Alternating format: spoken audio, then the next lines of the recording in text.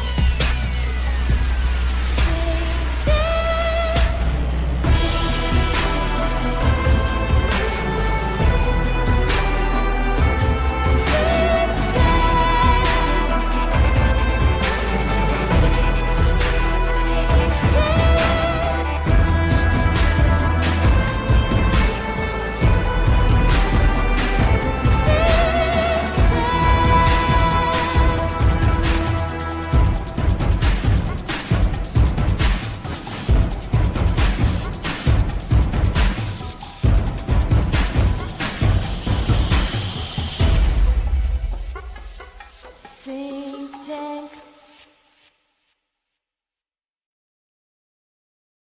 Okay, so what I noticed this week, or we talked about the pendulum thing, and it started out pretty easy, where they were like, "We're gonna get rid of pedophiles." Let's start with ICE, fentanyl, arrested, whatever. You saw this. Fentanyl.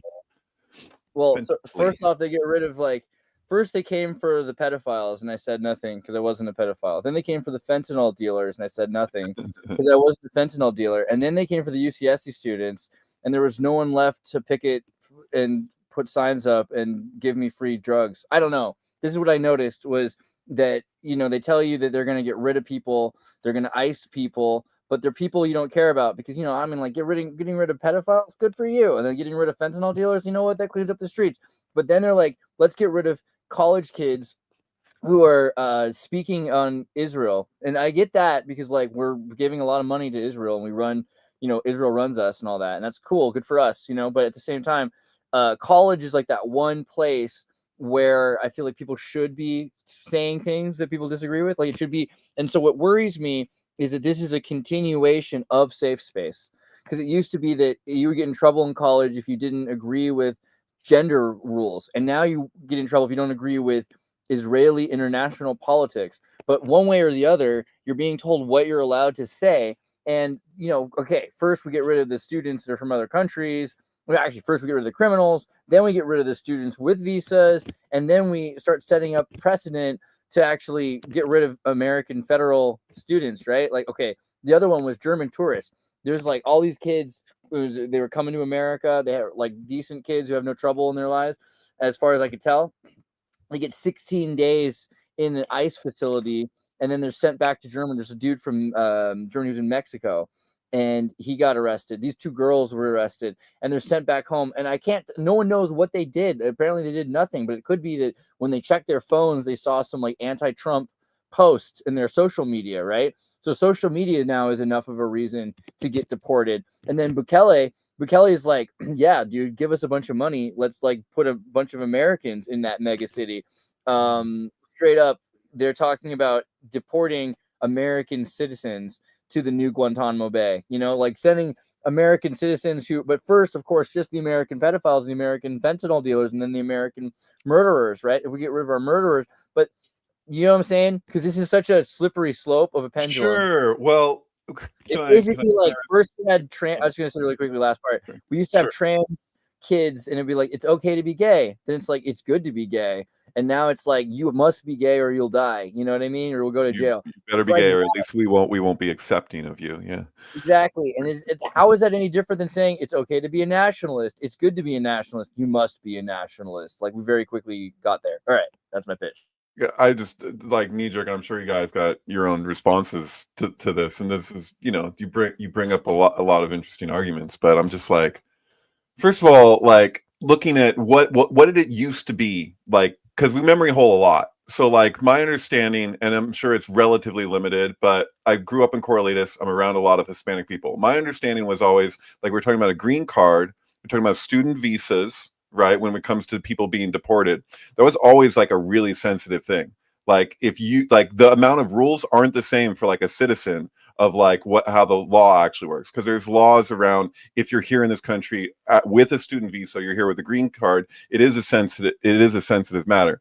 When we're talking about, that is a huge can of worms when it comes to the colleges, because colleges aren't the same thing that they used to be. Like, it was a really big deal if you went to college. Now it's become the norm that it's like everyone feels they should go to college. A lot of people are in debt over that because they rationalized it with the loans in a way. And there's like this argument of like, well, we were young, we didn't know what we were doing. But you also say that young people can make major life decisions, like you brought up the trans thing. Now it's like, where's the line? Like, okay, so you totally have, we're going to give you that responsibility here when you're young, but here, no, you don't. It's just, it gets a little flip-floppy. And also then when we're talking about these larger issues about what it is that we're protesting or whatever, it's like, I know apparently because of this recent Joe Rogan podcast with Douglas Murray and Dave Smith, it's like certain things that I thought were more like, in my naivete, I thought were more like widely known. Like he brings up like Qatar's amount of donating to colleges, not just donating, but there's strings attached. So it's like, the amount of money that's been coming from Qatar into the colleges is something that doesn't get addressed the same way that we're addressing what happens like above the table with like, Israel funding all kinds of things. So like we address one, we don't really address the other. This is a can of worms, because this is why is it that like, it's like the word like Islamophobic is kind of used as in a similar way to like transphobic, when there are some crazy cultural differences from like Western people to like what is normalized in the Arab world. And like there's like this unwillingness to acknowledge that. And that's kind of like this devil's advocate that I end up coming across. It's like Queers for Palestine or something. You're like you do realize, just acknowledge that they would murder you, like like for real. Like that's like the treatment of it. So it gets a little it gets really twisted. I shouldn't say only once though. They'll only do it once. This guy Jay Clutch says most of the students getting their visas revoked are physically harming and threatening Jewish and Israeli students. Is that true? From all of the information I've read, that's not the case. I mean, there's something like 1,000 students who've had their visas removed in April alone, and so in the last month. And from them, it's like for speeding tickets, or they found that they had an old misdemeanor on their record or something like that. Again, almost never was it like some sort of a felonious crime or like physical violence. Almost none of them. I haven't heard of almost any violent acts. I've heard that they blame that Mahmoud Khalil guy for supporting Hamas. Generally, what happens is when they bring that up, JD Vance just says, and we don't care. And we don't care. You know what I mean? Like, it's not our job to investigate these things. These people are not citizens. And so we gave them the privilege of trying out in this country to be like really good Uncle Toms the whole time. They weren't good Uncle Toms the whole time. And so we're just going to toss them and set an example for everybody else. That to me is different than saying, oh man, we're getting rid of violent offenders, which is the way it started. And that's what I was trying to say. It starts out with like, don't worry, we're only going to put, violent criminals in concentration camps. We're only the worst one. And so people, it's like boiling a lobster. Well, there's some silver lining here. That's okay. And then finally, like, yeah, but what about people that just said something you didn't like? Yeah, that's okay. And then boom, now we're all in the same boiling pot together. Right. There's like a tint here of like the Roe v. Wade thing, and it might sound like a tangent, but it's more like if these laws are on the books and there's justification, then maybe it's better that we're feeling a little bit of pain and seeing the Band-Aid getting ripped off a little bit here, because now we can laser focus these laws and at least, demand some sort of it. Not that I think that that's how the law actually works, but it's bringing it to the forefront. And I kind of hate this discretional enforcement of laws to begin with. And there's versions of it where like a cop can decide whether or not it's worth his time after he pulls you over to give you a hard time or go and find something else worthy of, his attention at that point. Like This is at a much higher level. This is at like the macro level almost, but it is showing how I guess, discretional some of our laws are when maybe they shouldn't be. Maybe that's the best way to eliminate this from happening, is to You see want it like how Star far it can be Trek, where like, abused. you land on the grass, you shatter the grass, you walk on the grass you're not supposed to, and then they have to execute Will Wheaton. I mean, that's fair, the most Will Wheaton. it's the most extreme version, right? But yeah, if there's a law that says you can be executed for walking on the grass, maybe for one person to go through that, sucks to be them. Sorry, thank you for your service though, because that will at least be a catalyst for people to maybe pay more attention to the laws we got. And also your whole rant with like so many topics, but I think the one that I wanted to hone on the most is that there's a very stark difference between patriotism and nationalism. And I'm not going to get into the semantics, but in my brain, the differences are that nationalism is almost a blind thing. Depending on where I geographically am at this moment and what laws I fall under, I'll just kind of push that company line. Whereas I think patriotism has less to do with the country that you're actually in, the government that you're in, and it's about the people that make up the country. And in that case, that version of patriotism, which might be distorted in my mind, it accepts anyone from any other country and nationality and culture and anything, as long as you are like cohesive within that unit. If you come in and you just want to stir stuff constantly and cause problems, I don't know if I consider you in that group of patriotism. But it also doesn't mean you have to have been here for more than a week or a month, or that you've got a certain kind of visa or anything. So I guess ultimately, I want to retain American exceptionalism in a patriotic way, not in a nationalist way, which also means I would prefer we keep our exceptional murderers, if they're Americans, keep them right here in America. And if they're causing problems and they're not from America, then yeah, maybe send them back, or who cares? There are conditions, and there's like this kind of entitlement thing that happens where it's like we're just like, no, there are no conditions. Like, this is what it is. You're going to take it, and it's like, well, zero tolerance, zero, yeah. And then also like I'm like, criminals, we can export them too, though, right? I mean, why not? what happens? I mean, I think God hates flags in general, but like if you show up to a protest, to say a student protest, and they all got, okay, if they have Palestinian flags and they're like from the river to the sea and they're chanting it, whatever, okay. And then suppose somebody has, what is going to be more tolerated at that protest? If somebody comes up with an actual Hamas flag, which I have seen at student protests, I've seen Hamas flags, are they going to be more tolerated than the person who shows up with an Israeli flag? And for me, like, I'm like, let's be clear, like, from the river to the sea is a biblical phrase. It comes from the Bible. It specifically means this land is completely ours.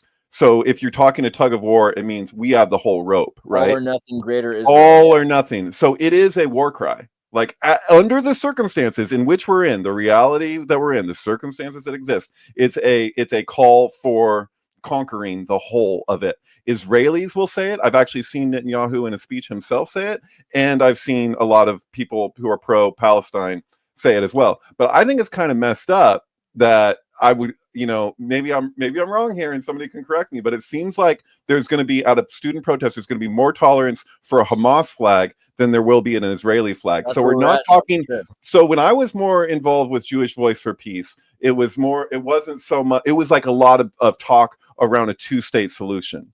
They've gone past that. Like, things have shifted. So it's hard to even support it. Even for my teacher isn't supportive in the same way that he was at one time for Jewish Voice for Peace, because things have gotten so insane and convoluted that he's like, whoa, this isn't even like the kind of protest that I think is even helping. Because I don't even like, I'm looking at this and I'm like, my reaction is like ADL stuff, APAC stuff. I'm like, this doesn't even help the Jewish cause as it exists. Like, they're doing, like, the allies tend to do more harm than good in the Karpman drama triangle. That's the way I see it. Like, they're perpetuating conflicts while claiming to be here to help. It's kind of like what Malcolm X used to say about the liberal white people. Like, you're not really helping. Like, you say that you're here to help, but we don't, you seem to be doing more harm for us than good. So would you just stop? It's like my dad sometimes in business stuff will be like, don't do me any favors. Like, they're like, I'm doing this for you. And you'd be like, don't, please. I'm good. So I'm from the government. I'm here to help. Is Andreas digging. We traded something. Andreas for Kurt. We got an upgrade, I think. Hey, what do you think, American Time Machine? You got a contribution to this topic? See, I feel like you guys always pick topics that I'm just like, you are so more well versed in this topic than I am. Like with the whole like Palestine and Jewish legacy thing, like you guys just got it. And like, it's interesting to view everything from, I guess, a Yankee perspective, because like everything, we have a lot of conspiracies around, Judaism, around Israel, and why our motivations lie in politics. So like I know enough of the sphere of where sometimes it seems like we're very, very pro-Israel without having necessarily any obvious benefit to being pro-Israel. And so, I mean, that's a valid criticism. I think when people make it, it's like, well, what do we have to gain from defending Israel like so much? Is it really just, about Christianity, or is it about something, weirdly other weird political dynamic that people aren't really aware of? And I honestly don't know.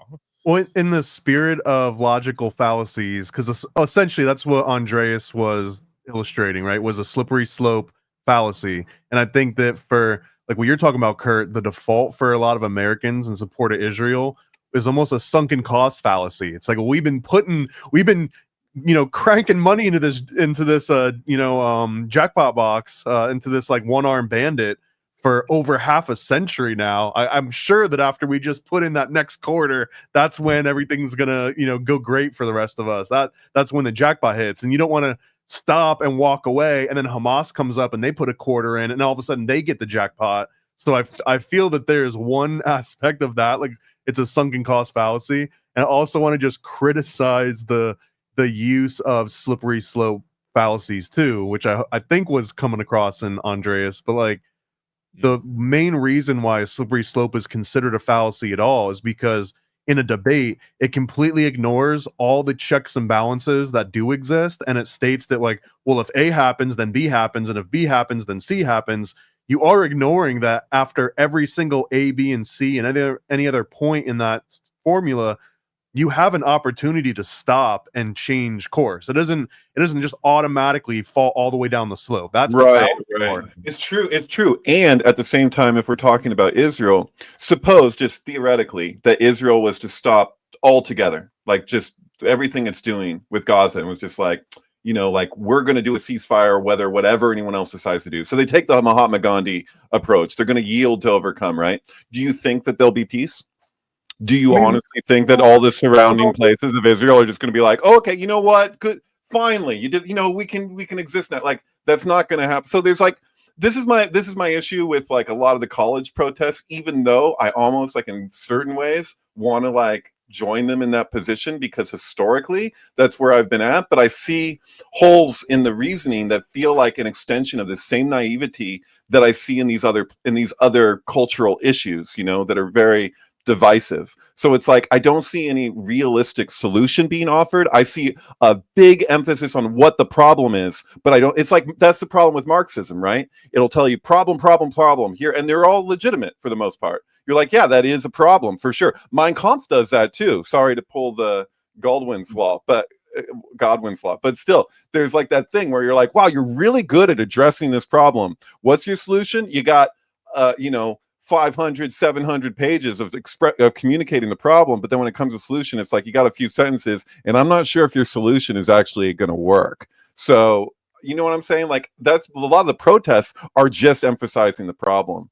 And if like you call it a sunk cost fallacy, and I think that that's valid, but at the same time, like sometimes, you're like, well, what is the solution to the sunk cost? Is it just to stop altogether, or is it to go about it in a different way? Because my criticism of Israel following October 7th has been, I don't believe that they handled this as surgically as they could have as far as Hamas goes. Because it shouldn't just be a talking point that you just say, oh, we're just talking about Hamas. Just like if you said you're talking about like Jewishness versus Zionism, it's like there's a way that we could have navigated this better. Well, and yeah, I'm curious on your take on this because I definitely, Kurt gives me way too much credit. I've got the most bumpkin, ignorant take on any of this, but it's not as though the state of Israel was created by someone closing their eyes and throwing a dart at a map, and they were like, "Oh, No. what a crazy coincidence! That's where we're going to establish the state of Israel." So hear me Right. out. The most hypothetical, but what if we were like, you know what, the location of Israel, maybe we were wrong about that.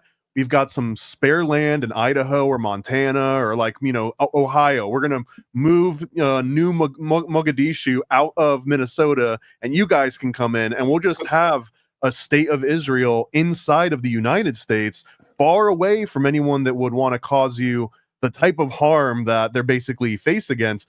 It seems that would not be a and this is the most crazy hypothetical, right? It wouldn't be preferable. It's not that hypothetical. It's we almost had it. It was we were in an alternate timeline.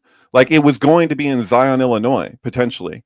So like, right, and there's, but it wasn't, and I have a feeling that it's because of a religious aspect, which now it does enter into that. Like, well, we kind of deserve this part of the map because it's so it has been said. Versus, I just want to survive. I just want to be able to live my life. So we've got Orthodox communities in the States already, so it feels like there's like some extra subtext that doesn't usually get brought to the forefront in this debate.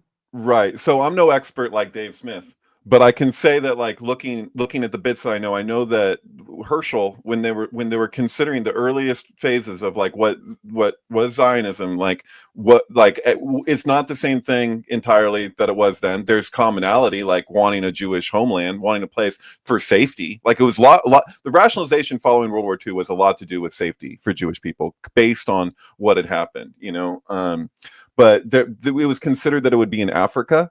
So that there's also this weird thing that happens with activists where if they're knowledgeable on what happened with South Africa and the apartheid, they'll apply that knowledge. Like Roger Waters does this constantly, where because he did become very knowledgeable on that topic, he'll just want to translate that directly to Israel. But Israel isn't the same thing. There's lots of different variables at play for real, but so it was an experiment.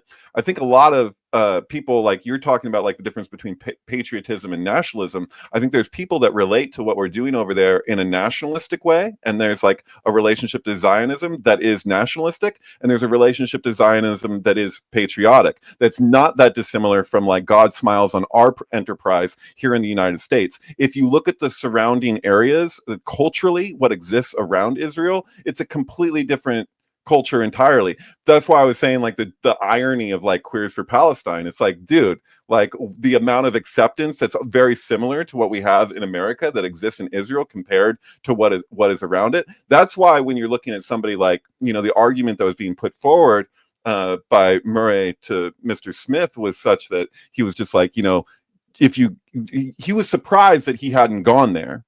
Not only that he didn't want to go there because he's been so focused on it for the last year and a half. Then the straw man of that you see on the internet is people going, oh, so what? You can't have an opinion or talk about this unless if you visit the place. And it's like, no, that's not what's being said. The qualification of that is if you're going to make this your life's mission, apparently, like at least for the last year and a half, you'd think that you would at least want to check it out in person to get an idea. And so the thing is that, a lot of things are said about something. It's not the same as like you could do that with a person. Like if somebody said all this shit about somebody and then you get to know them, it just happened with Bill Maher and Trump, right? Like he said, he's heard a lot of things about Trump. Then he had the opportunity just recently to go and meet him in person. He's like, wow, I thought I knew who this person was. And now he's like, I have to reevaluate everything. That'll happen with something like Israel too.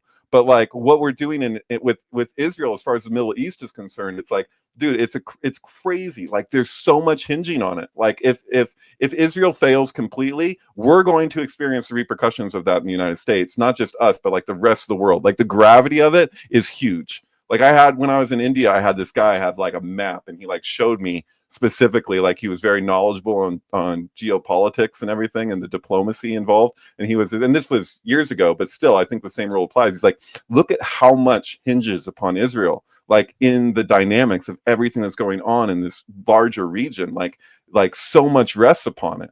So it's like, if it was just to say, okay, we give up, like this was the fourth attack, like October 7th, like the last three attacks before it ended with a ceasefire afterwards. And then Hamas regrouped and attacked again. And so they were like, that's it. But like people jumping into this, like a lot of the students are really like, they don't have a historical background. For everything that you could say negatively about Israel, you could just as easily say it around the other side. But at the same time, there's a perverse relationship between Hamas and Netanyahu and the parts of the Israeli government. Now, like, we don't have this in the United States where everybody's like enlisted in the military, like that it's like mandatory, like women and men, or at least some contribution to the military. It doesn't mean they have to be fighting, you know what I mean? But like something like that's crazy. Like that creates a different energetic and like a relationship to one's country, right? Where it's just like everybody's participating on some level in that way. Like I don't know what that would be like. Like I have people who served in the military in my family, but like what would that be like to have this like everybody serve? Like I've met some of the nicest women that you'd never know that they've actually like, you know, they've been in combat, and they don't look like combat people, but they've been that because they were raised in Israel, you know. I'm sorry. I think that'd be amazing, not only for the country, but also it would make the military just suck that much less. Like I think it seems like a lot of the veterans I know, they're just like, wow, the military is the most toxic organization you could ever participate in ever. And it seems like you just have to kind of like dumb down that whole, you know, toxicity to be more palatable for the average citizen. So maybe, you know, in some ways that would be a good thing, at least from that aspect, I think, you know. Right. Have you ever been to like the DMV or some other government facility that you have to be at in order to exist legally? Like that there's every once in a while, I don't know how, like in Florida it's like every 10 years or something, you actually have to go in. Sometimes it's okay, but most of the time it absolutely sucks. And being in the military is like, that is your life for 4 to 6 plus years. You live inside of the DMV. That's kind of like one of the best examples. And there's a lot of running, and you have to wake up early every single morning. You're not allowed to go on vacation. It's like living with very overbearing parents at a certain aspect. But I don't know, man. I'm on the fence about compulsory military service. I don't. You know, I'm not saying it's a good thing. I'm just saying, like, consider the reality. Well, like the nationalist part, I'm not a fan of. I'm not a fan of just like, now you have to join a war machine in order to advance to this next phase of your life. Right. However, man, there is something about like compulsory participation at that sort of a level. And not just that, but in the world where we're headed in now, where like you go to the water cooler and 50 people at that water cooler are all watching 50 different shows and listening to 50 different albums, and there is absolutely no level ground for you to relate on. With compulsory military service, you have this one thing that you can all relate to, and I feel that like overall that would be a net positive, even though it goes against, you know, so many other concepts of freedom. It seems like a pricey, and a lot of countries too that have this compulsory military, sometimes you can get out of it. If you're headed to college and you've got a certain level degree, or you go there first and then you get to go into the military as an officer, and then it's like more like managerial and admin kind of stuff. But yeah, I mean, I could be sold on it, same way that I could be sold on school uniforms. Like I would have hated the idea of it from a freedom of expression aspect. But once you start weighing all the pros and cons, there's so many reasons for it to exist versus not. Right. I mean, my difficulty here is that like historically, for myself personally, like I would have my criticisms of Israel. Right now I'm in a position, even with friends of mine, like in the area, it trips me out because it's like it feels like that BLM, like say their names kind of energetic, where it's like in order for me to be acceptable, I have to affirm these very specific stances, and I don't always agree with the wording.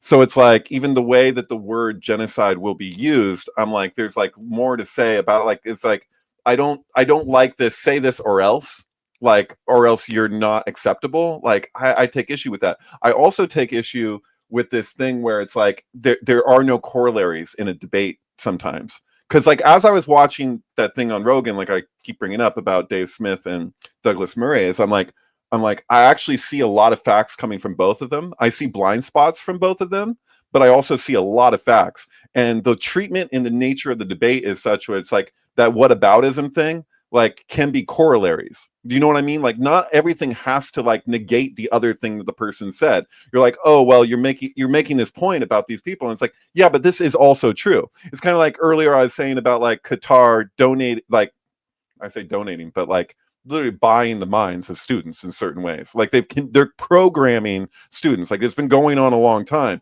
and people will totally like the students are like looking at the amount of money coming from Israel, and they'll rightfully take issue with it. I don't, like, but at the same time, it's like this is also happening here, and we treat it that it's like whataboutism. Like I saw Sean Lennon saying, like, what is this deal with like that you're not even allowed to like that something is negated because it's like what about as soon as you say what about, and it's true, it can be annoying. Like somebody says something about, it was always like the right left thing throughout the elections where it's like somebody says something about Trump and then they're like, well, what about Hillary? Or somebody says something about Hillary, you're like, well, what about Trump? And it's like, no, so what you're saying is like, are they both true becomes the question, not like does that negate the other thing. You know what I'm saying? I guess I'm being Captain Obvious here, but it still drives me nuts. As obvious as it is, it seems to be repeatedly ignored.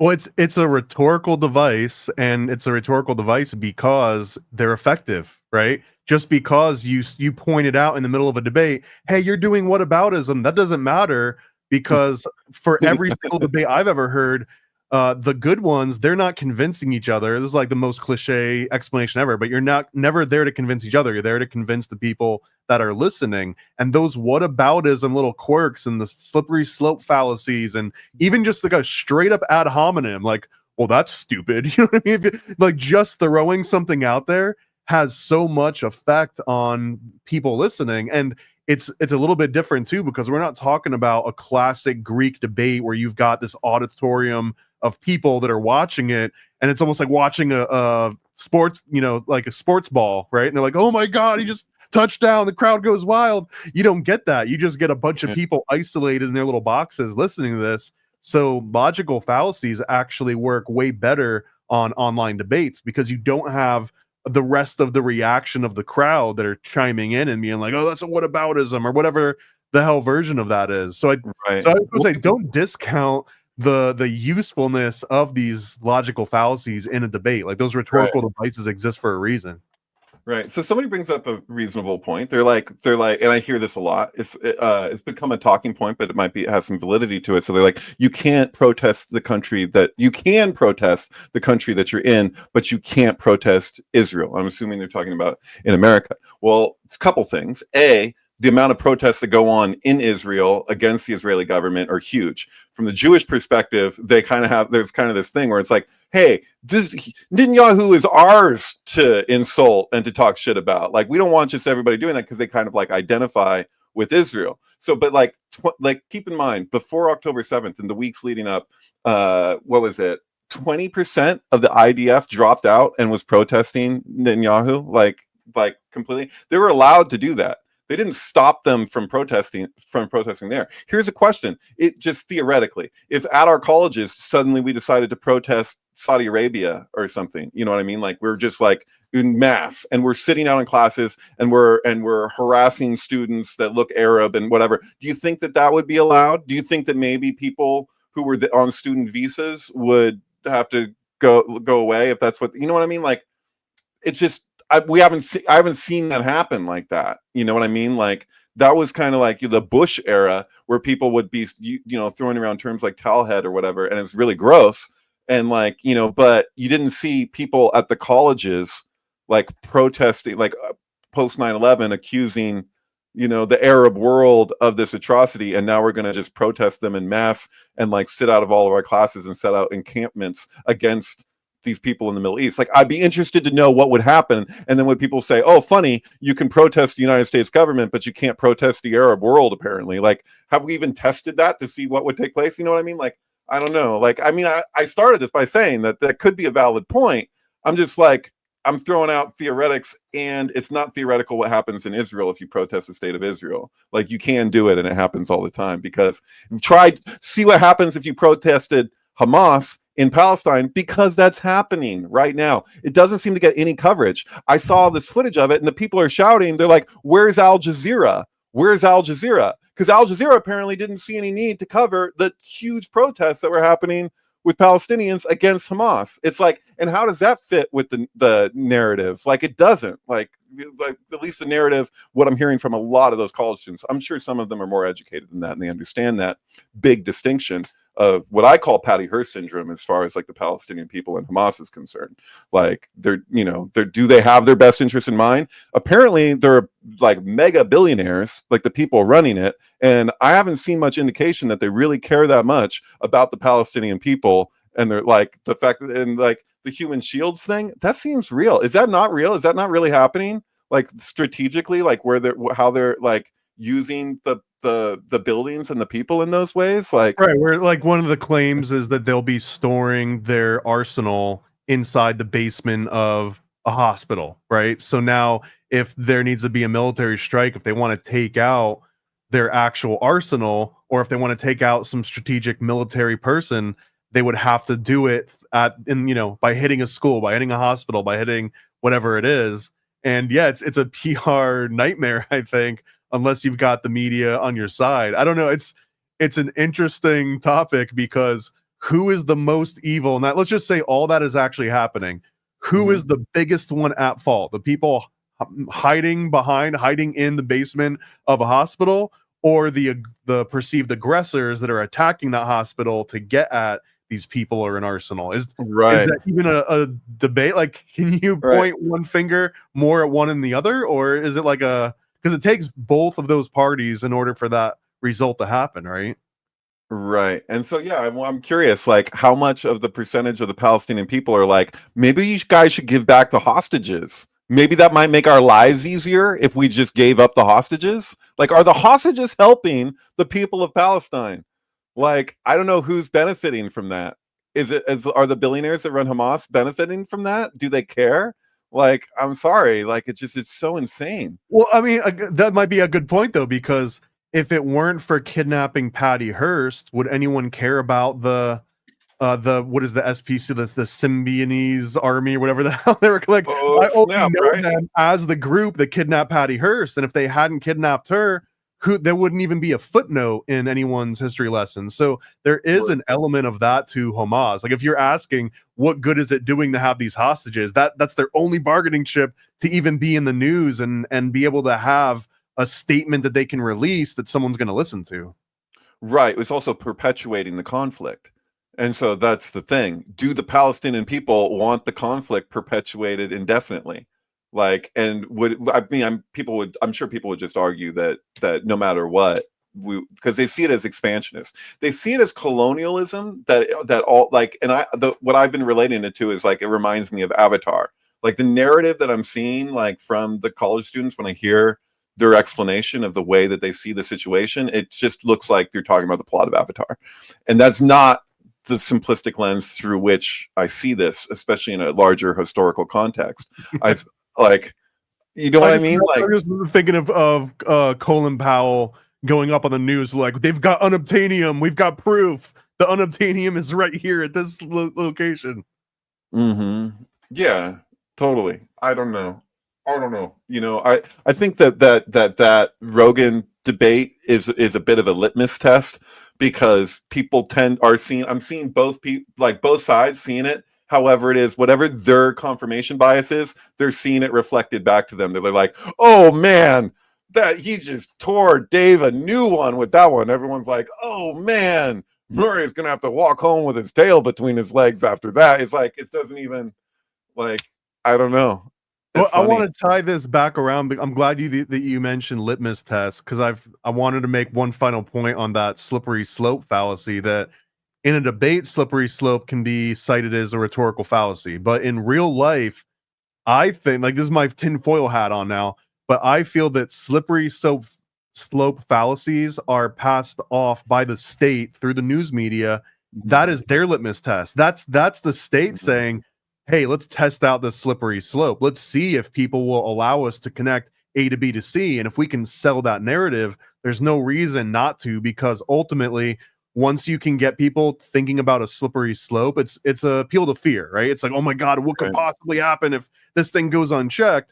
So usually, well, we don't want that to go unchecked. Here's some more power. Here's some more authority to do what we need to do to stop this thing from happening. Dude. So I feel that So- the yeah. government is like intentionally making us fall into slippery slopes because they always benefit no matter what the situation is. Utopia 25. So like the rat experiment. So from my understanding, it's you know, you have, you know what I'm talking about? Because Is the one where they started like killing each other or like going Yeah. crazy or so they're like everything will go to hell in a handbasket under these conditions left out. It's like there's this inevitability. But apparently, and I've heard apparently people argue that they did it 25 times and this is what happened every time. That doesn't seem to be the case. So scientifically, like this is the thing. The reason that they call it Utopia 25, I think it was the inspiration for that show Utopia, why it's called that. But that's my speculation on it. But it's that they had 24 instances and this isn't what happened, and the 25th is what happened. So it's really that they got the results that they wanted to get to prove the point that they were after, which isn't good science. And then I think they just left it at that. So it's like, but the point is, like, when I was in school, I don't know if you guys experienced this, but I remember, I think it was probably 8th or 9th grade, probably 9th grade.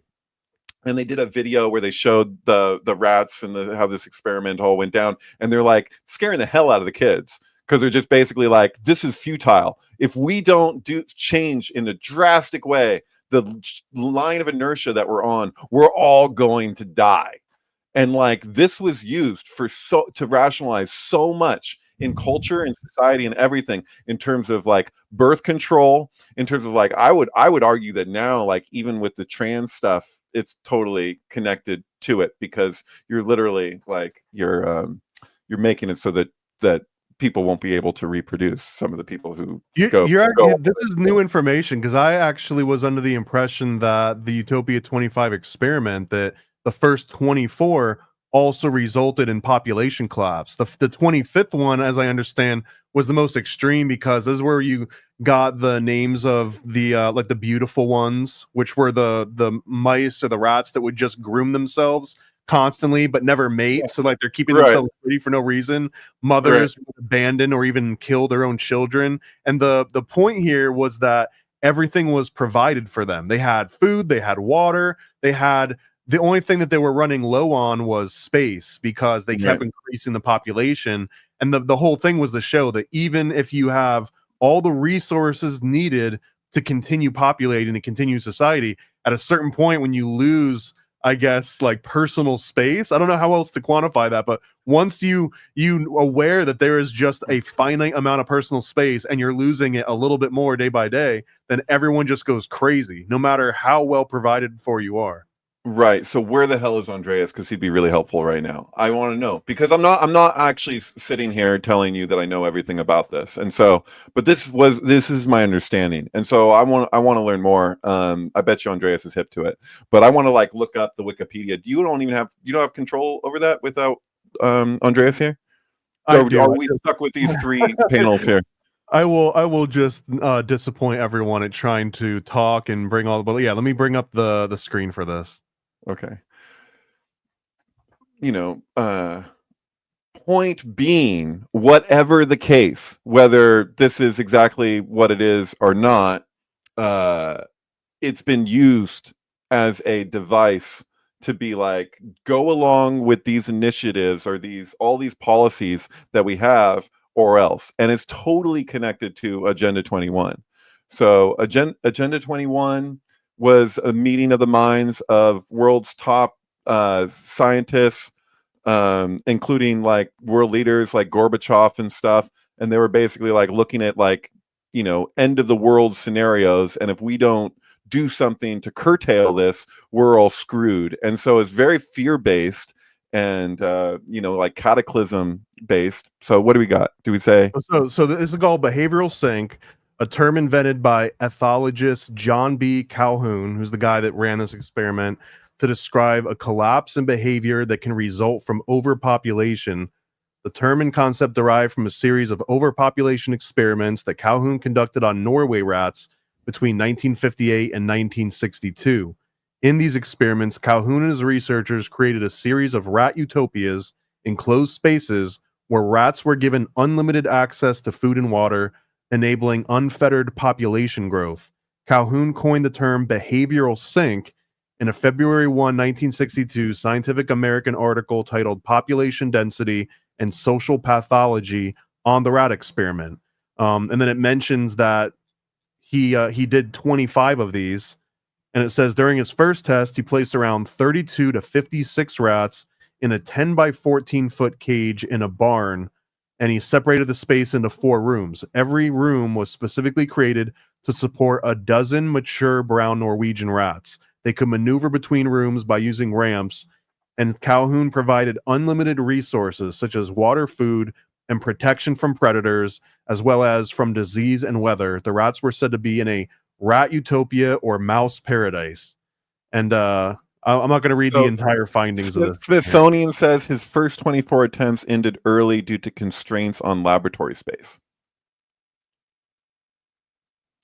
So, and the reason why it was called Universe 25, not Utopia 20. Well, maybe it was Utopia 25. I think they called it both, but yeah. But Universe 25 because, there were 24 other iterations of this. It makes me think of LSD 25 too. Was it like the 25th substance that he tested? And he was like, oh, this is the one. Right. So the science wasn't as solid as they pushed it, which is now apparently acknowledged in scientific circles that there's some variables and there's some holes to the like the implications of this when applying it to a societal level. It's attached to a type of fanaticism that we saw, like that is ultimately unscientific. It reminds me of eugenics, in that you can say, okay, well, this, and this is true, but like the ultimate extrapolations and the way that they run with it is like, whoa, like, calm down, guys. Like, what can be rationalized for the good of the planet? Like, even if you say, okay, well, we see a problem, the solutions that are offered aren't always the best solutions, but they can push them because it's or else. If you don't do this, you're all gonna die. It's that, sound the alarm stuff. Well, this is actually interesting because it mentioned something that I guess I was implying, but it's a little more nuanced.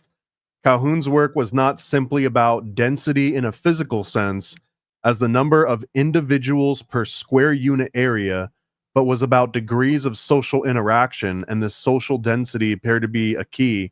And there's even a reference here to the Bible of Revelation, of course, the only cool part. Sure. Calhoun himself saw the fate of population of mice as a metaphor for the potential fate of humankind, and characterized the social breakdown as a spiritual death, with reference to bodily death as the second death mentioned in the biblical verse of Revelation 2:11. So he had a lot more writing on this experiment than just a theory, I think. Like, there were some biblical connotations to this. So you've seen Utopia, the show? I've seen both. Okay, you've seen the American and the British? Yes. It's cool. So that total, I do not care. And I think I've talked about it on the show before, but I want to talk about it again, where there's like this total, I'm gonna spoil this for people, but I don't care. It's the Bill Gates type character who's played by John Cusack, which totally blows my mind, because if you look at John Cusack on Twitter, it's like, dude, he's this whoosh. What happened, dude? You missed the plot. I don't know. But, he's playing this Bill Gates type character. And, there's the conspiracy theorist that finally has got him, and he's got him all taped up. So basically, the conspiracy theorist got Bill Gates taped up, and he's confronting him with the thing about the vaccination. And he's like, tell me, come on now, like. And he's like, you want to know what it is? Fine, I'll tell you. And he goes, we're only after the children. Like, the way that the vaccine will work on the adults is different from the kids. And in the kids, the young ones, when they're older, they won't be able to reproduce. And he gives this rationalization why this needs to happen for the survival of the human race, that we need to bring down the population growth. And so he's like, we could just have a genocide, but this is the most humane way we could think to lower the numbers, is they just won't be able to reproduce. And so, like, that's the thing. That's why I like a lot of, like, I see eugenics coming up in all these different places, and they'll be like, no. So it reminds me of like when I'd run into somebody from high school and they got some pyramid scheme that they're trying to get me in on. They're like trying to tell me all the reasons why it's not a pyramid scheme, but every description is like, wait. No, that's a pyramid scheme. It's no. You go on a free cruise every month. So if I get in early, I have a chance to make money. But if I get in late, not so much. Yeah. pyramid scheme. But anyway, yeah. So the originators, they're going to be the most well off. Okay, yeah, I get it. Okay. But anyway, no, eugenics is like that because they like all these examples. So the thing with like, I don't know if it's true. I'm not going to say one way or the other. But man, it's crazy because the way that they show it, you're like, these people, when we're like, there's evil people with all this money, and like in the show, like they're able to show you like that even the conspiracy theorist who's like lower level society is like, oh, maybe that is for the best. Like it only takes like 5 minutes to make him change his whole conception of everything to be like, oh, maybe we should do this. Like, why am I on the wrong side of this? Like it, like I could totally see that. There's a big difference between the US version and the UK version, as at least the amount I can remember. In the US version, it almost feels indiscriminate, although it does sound like they're reserving.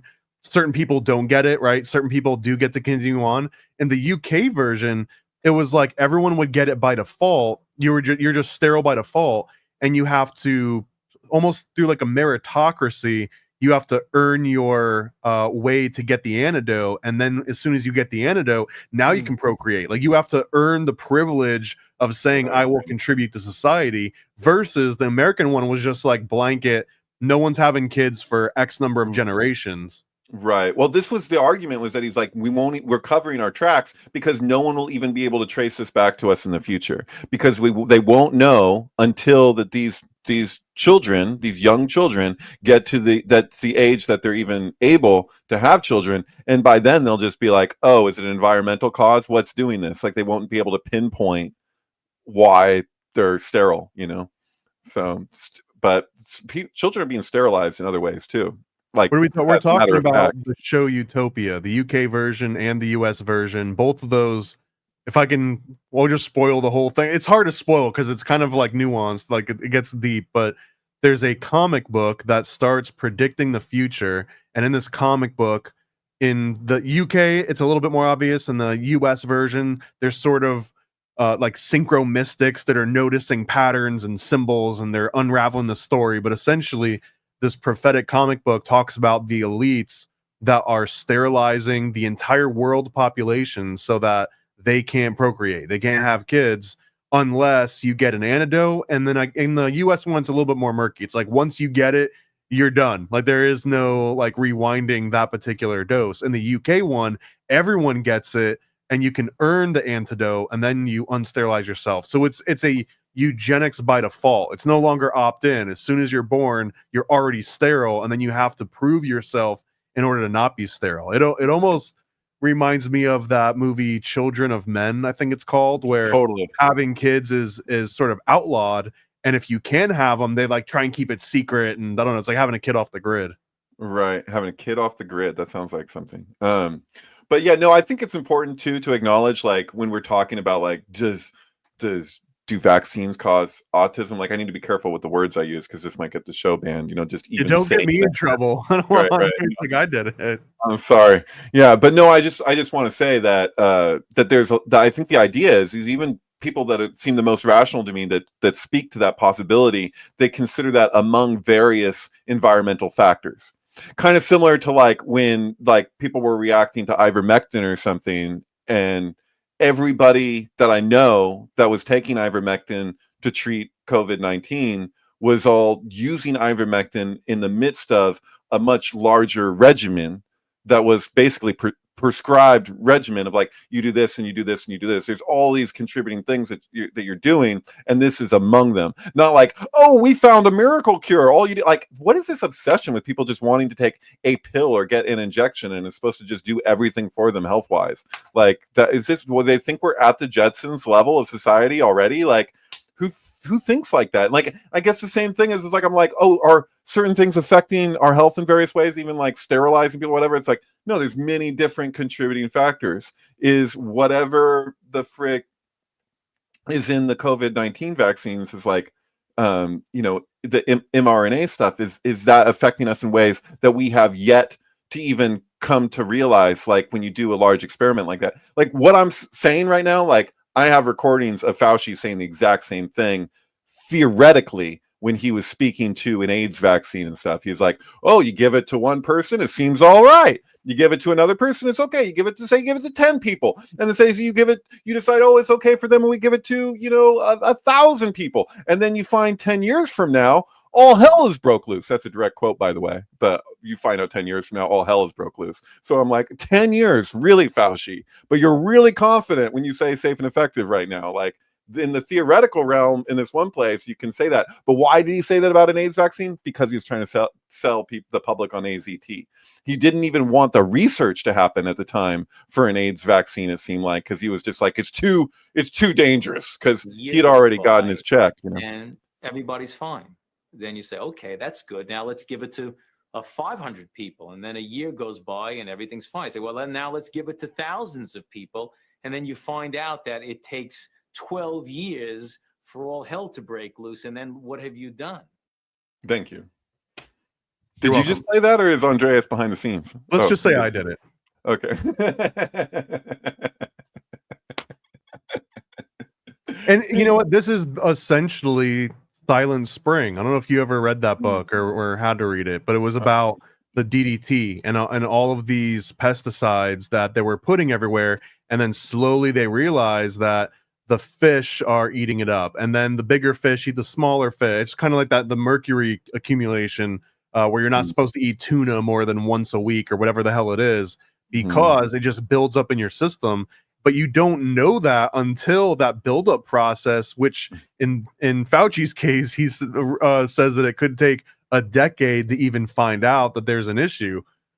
Cue Operation Hyperspeed or Warp Speed or whatever the hell it is. Yeah. That goes against all of that.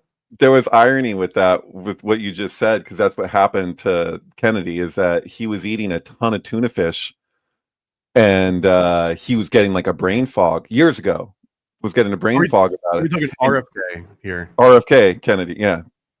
So I say Kennedy like it's just like there's only one now, but that's as far as I'm concerned right now. There's only one real Kennedy. But he was having like a brain fog, and he went to a doctor about it, and they did a brain scan on him, and he didn't know why, and then they found out it was mercury from all the tuna he was eating.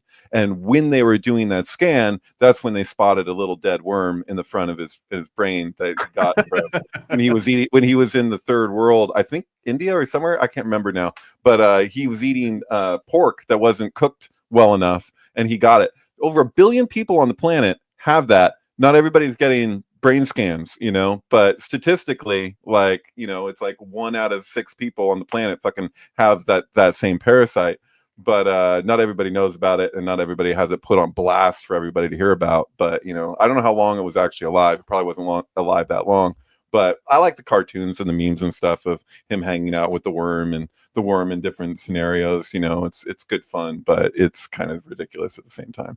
But it is ironic with the mercury, because he's fighting to get the mercury out, from the fish for so long, and then but no one called him anti-fish for that, but for trying to get the mercury out of the vaccines, he's anti-vax, so whatever. But yeah, it's funny. What do you have to say about that, Kurt? I loved the Fauci clip. That was a good one. It's good, huh? There's a lot of them like that. Like, even just like the clip of him saying that AZT is safe and effective now is really funny, because you can tell that he knows he's full of it. He's the highest paid. He was from 2020 to 2022, I believe. He was the highest paid person in the entire government. Paid far more than even the top generals, like anybody. Way more than the president. And why is that? Because to be a spokesperson for big pharma is apparently like our number one priority, like for the government. Like, that's crazy. That definitely blows my mind. I mean, I say this as, like a semi-broke person by, American standards, but it's like, I don't know. It just seems like money after a certain amount is like, well, do you really not have like any principles? Like, is it like, I don't know. Maybe I'm just naive to like what actual human nature is like, or like, it's just like, give me this buys me a new Ferrari, I have an anecdote. Do you guys like anecdotes? Love them. All right. So, a few years ago, I worked with this teacher I'll call him Mr. V. Yeah, I don't like using everybody's real names, but like I ran into him. He ended up buying like an old mill. I think it was just like an old flour mill. I forget exactly what kind of mill it was, but it was a historical building. He bought it in order to transform it now into a pub and hotel.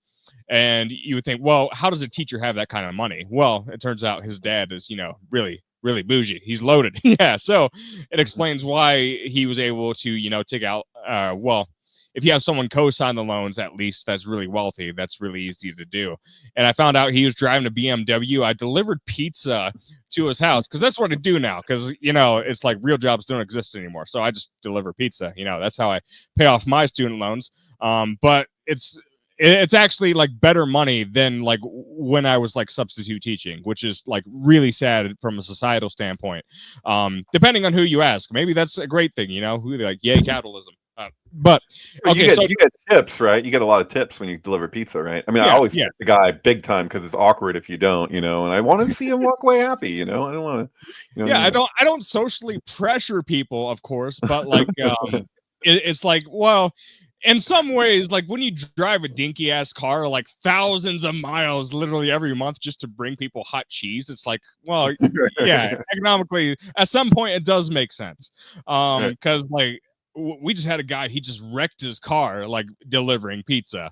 It was 100% his fault in my opinion, but like it does happen. You are putting yourself at a risk by doing certain things. So you're buying a lottery ticket every single time you get in your car to deliver someone food. You just bought a lottery ticket to lose your car, right? And it's like it's the crap lottery. It's the lottery you don't want to win. Yeah, thankfully, like I'm not like in an actual big city. Like, I mean, I would say the proportion of like drunk drivers in a small town is pretty high, but like the traffic itself isn't that bad. So as long as you're careful, you can avoid most things. So I did it for like 4 years without real incident, outside of winter and snow. So it was a mill that was changed. You were talking. The way you started this, did I mishear something? Yeah, the mill. Yeah, he ended up buying the old mill and transforming it, and so I ended up delivering him pizza the other day, and now he's like at this. There was this mansion at the corner of a couple streets, like right in the heart of like the downtown area, and there's a lot of Victorian buildings. So, dead giveaway. I'm close to a place called Bellefonte in. No, don't dox yourself. Yeah, not completely doxing myself, but yeah, in that area, there's a lot of Victorian buildings, and they're all, a lot of them are really, really expensive if they're not run down. So now he's like in the main, like really, great, fancy, expensive apartment in there. Drives a really nice BMW. I gave him his pizza. He tipped $2, whatever. And like, no, it honestly looked like he was like the most stressed individual like I've ever seen in my life. It was like the vibes I got was like, I'm just trying to make daddy proud. It's like, yeah, that's really, I'm not saying that is for sure the case, but like, that was kind of like the impression that I got out of the whole. What was the impression? Repeat that. I'm trying to make daddy proud. It's like I really it seems like a lot of people get wrapped up really in the illusion of this Yankee version of success, and it's I think for some people it's really hard to like step outside of that. There's a lot of social pressure and social conditioning, like, God, you do this, you're successful, you do this, you buy this product, you are successful. And it's like, I don't know, it doesn't seem like it leads to that much net. But totally. So this is my thing, is that I really like that old corporate model. I have to admit, where they really they just wanted to find out what people wanted and what they liked and what they would buy. And they're like, what are people's needs and desires of what they actually want? That's the way it used to be. It also used to be that the production of the goods was such that they wanted things to last as long as possible and to be like as good a quality as possible as a selling point. Like, this will last you. Like, you want this, this product that will endure. And you can see that still exists with a lot of military stuff but not like it used to, even, I should say, because even there they're doing the same exact thing. I think we've discussed this before, now that I think about it. But now it's that the focus groups are like, how do we get people to think that they need something that they don't actually need? How do we make it as cheap as possible so they'll have to buy more? How do we even manipulate them to the point that they don't even seem to care or notice that that's going on? So it's just like, that's the point where something that's like a needed, like, relative evil became like legit evil, in my opinion. Like, as far as like, you know, consumer culture goes or whatever, it's like, I have stuff, I own stuff from like the 50s and 60s that will probably last, you know, another fucking 100 years. I don't even know. Like, it's like, this is made to last. I got stuff that I got in the early 2000s that is just like, this is no, what is this? I can't even, you know what I'm saying? You might get a tumor from it, but it'll last for a really long time. And Well, honestly, I I just saw this slightly older documentary recently called Spy War, and it's all about the origins of propaganda and this guy called Ivy Lee and how it all originated out of sort of like coal miners revolting, and they were trying to stamp down in the Rockefeller Foundation. They basically killed some guy at one of these demonstrations, and everyone starts hating the Rockefellers, and then they hire this guy Ivy Lee, who puts together the first crisis management PR campaign in American history, and is like, just go around and just give people free money, and let's start like a foundation, and you can do all sorts of scholarships and make it, you need to have like this warm, caring sort of look to you. And one of the parts in that Cywar movie, at a certain point, it takes a hard left turn, and it's just all Noam Chomsky and Howard Zinn like talking for the rest of it, and it's like, whoa, guys! Like, they kind of pour it up thick.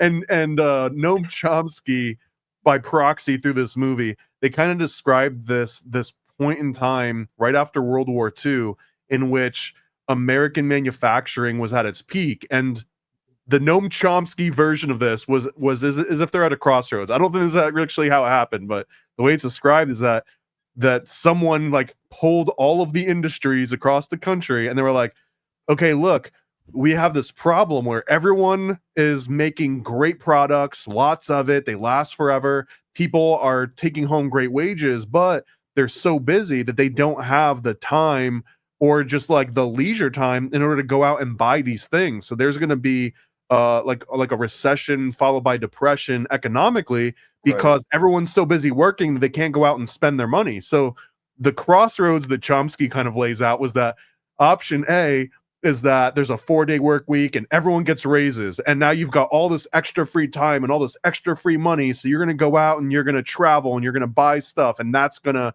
spur the economy and keep it going. And then they portray as like, but the men went with option B, and option B was a 50-hour work week and no raises and like all this crap. And I don't know. I actually think that it's more about, a lot of business is about exploiting normal human nature in the exact same way that you can see a squirrel hoarding way more nuts than it is ever going to eat in its entire lifetime. And sometimes like forgetting where it buried all of its stuff. Like, this is in an innate like animal thing to just hoard resources to the point where it destroys you and everything around you. But I don't think that is necessarily like the Rockefellers did that, or that like the evil bigwigs at GM did that. I mean, they're definitely leaning into that, and they're saying, oh, we can dangle this carrot in front of you and say, if only you had this nice gold thing or this new version of the iPhone or whatever the hell you want to fill that in with.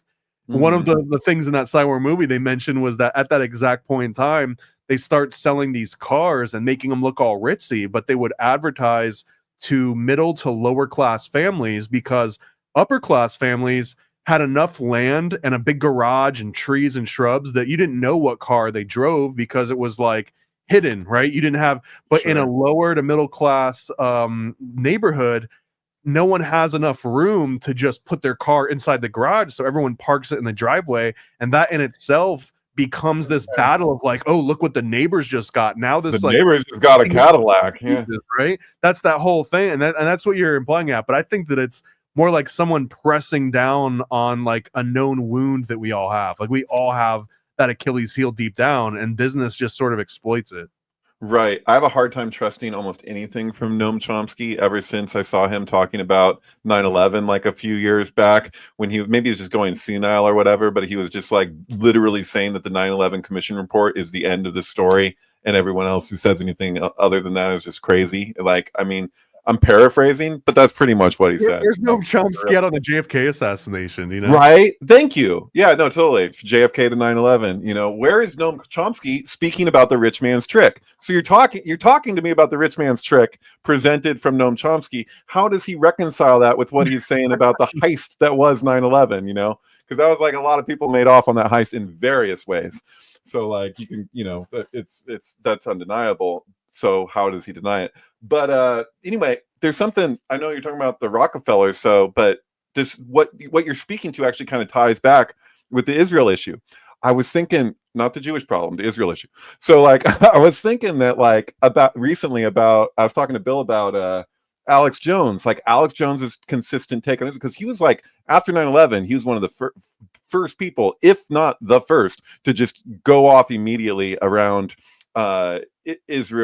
Israeli intelligence role in 9/11, or at least if that was speculative, he seemed really sure of himself or whatever. I'm of the opinion, just to lay my cards on the table of my assessment, and I don't know this, but from everything I've looked at, I believe that 9/11 was largely pulled off by rogue facets within intelligence agencies belonging to Saudi Arabia, America, and Israel. So like, I think that there's strong evidence to suggest that. I would say if you don't believe me, look at the work of Webster Tarpley. He lays out a pretty good case. But anyway, like, I think the Americans did all the heavy lifting in that scenario. Just to be clear, we did all the hard work. Yeah, and we're also talking about a small handful of people and a lot of what they would relate to as useful idiots. The people within those rogue facets of those intelligence agencies. Look at all these people, don't even realize that they're working for us. They think they're working for us anyway, whatever. Point is that, or where I'm going with this, is you look at Alex Jones's take, even up to this day, like, there's a major point of conflict, and you're a good person to talk to about this, Thomas, because you're hip to this. So if you have something to correct me about that I'm missing, feel free. But like, it seems like as far as Alex Jones's consistent perspective, like there's the ongoing meme where they're like, he'll talk about globalism and they're like, oh, but you know, and we know what you're really talking about. But how do you reconcile that with the UN's position against Israel? Like, how do you reconcile the globalism with something? Because you have to understand, like, this is huge bit of context as far as whenever we discuss Jews in Israel, Zionism versus Judaism, et cetera, is that historically the Jewish task, and when the way that this gets projected is people say they're kicked out of this country, we were kicked out of this country, we were kicked out of this country, so nobody wanted them. No, the point is yes and no. They wouldn't integrate.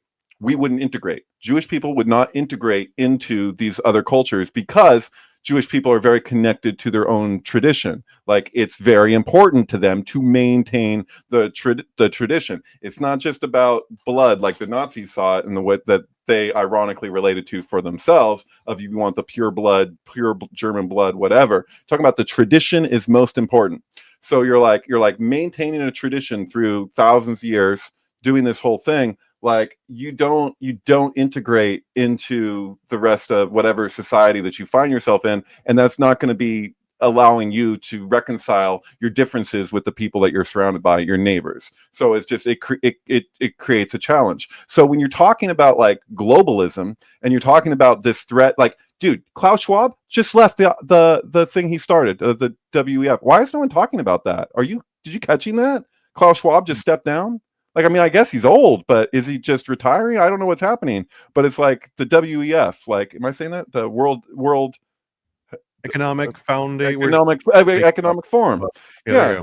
So he left that. So something major is happening there. Like, I'm like, there's something crazy going on with that, because it's just like, it seems like there was this trajectory that Alex Jones has been focused on for so many years, right? Like, you go back and his whole thing has always been like this fear of globalism. But isn't Israel, like, in many ways, in certain ways, like a total wedge between them and that aim, like as far as like the global community goes? Yeah, but I mean, to answer, I guess, what you're getting at, part of that might be a little bit of a cop out, but For example, there's that book by, I think his name's Norman Finkelstein, called The Holocaust Industry.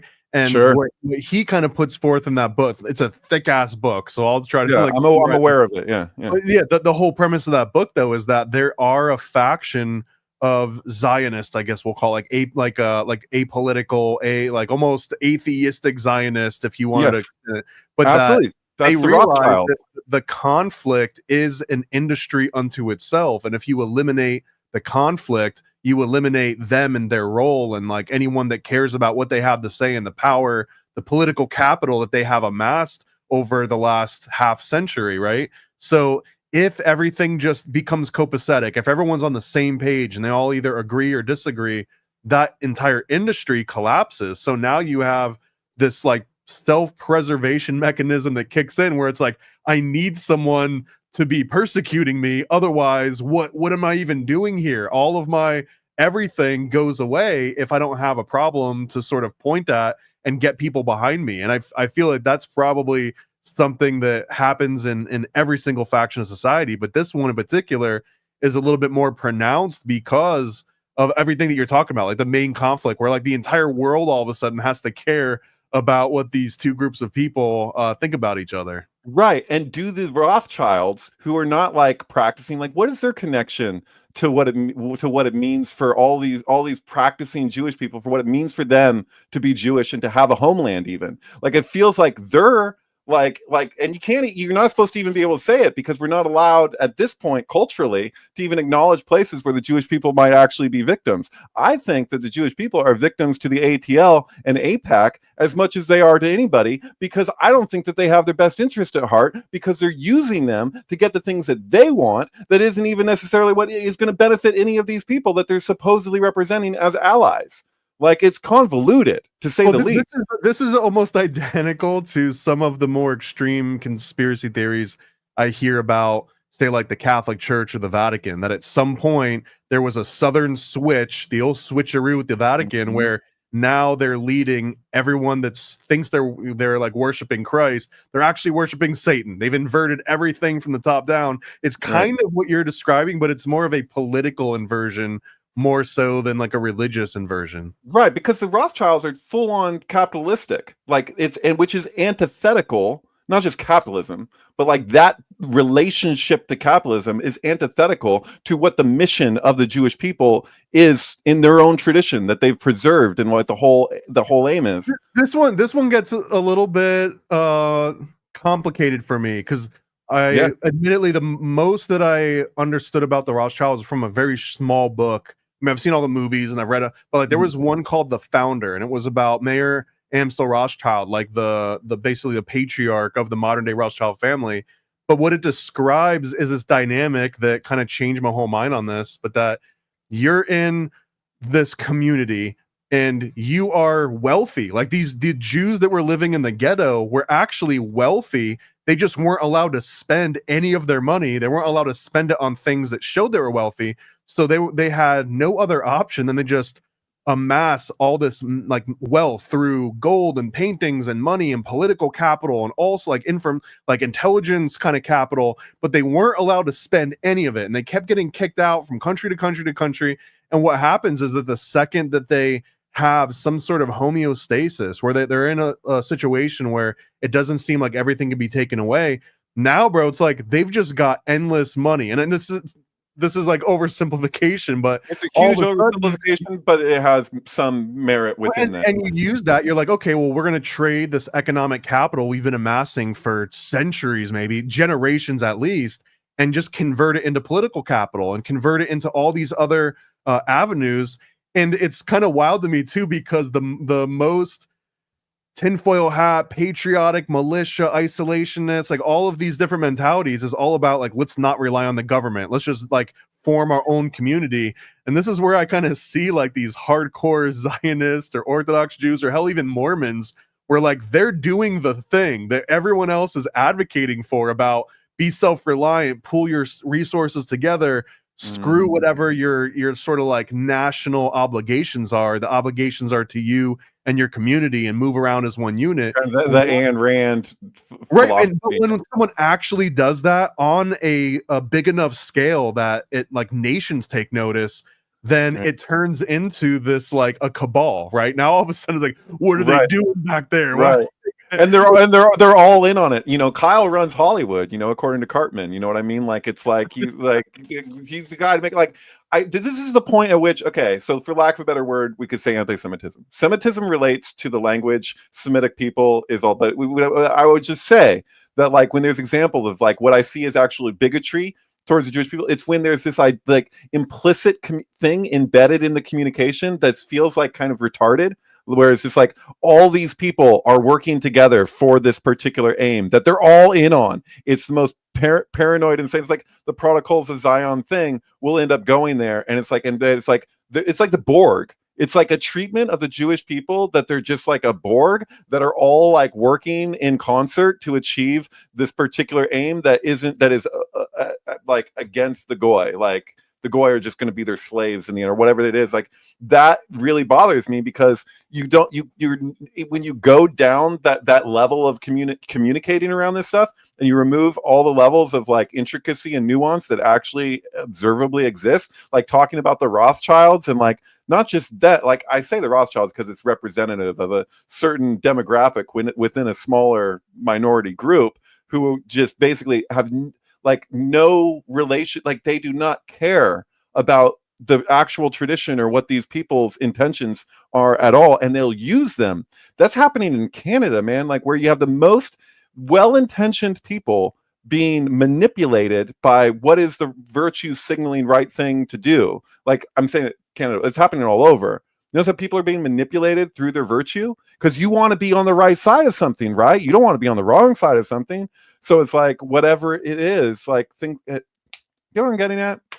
I do. It's crazy that you even mentioned the protocols here, because again, like that Holocaust industry mentality, did you know that Alan Dulles earned some of his biggest political capital points early on in life because he started putting forth this research that he himself didn't do, but there was research done on the protocols, I think in like the 1920s or something, and he popularized this within the State Department and in the budding intelligence agencies as they were growing up. And because of his role in spreading the forgery research about the protocols, he becomes a political player. And then, I mean, CIA, it's crazy that we wouldn't have the CIA in its current form if it weren't for the protocols.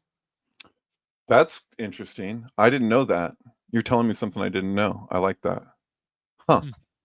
Do you have more on that? Happen once in a while. Huh. Interesting.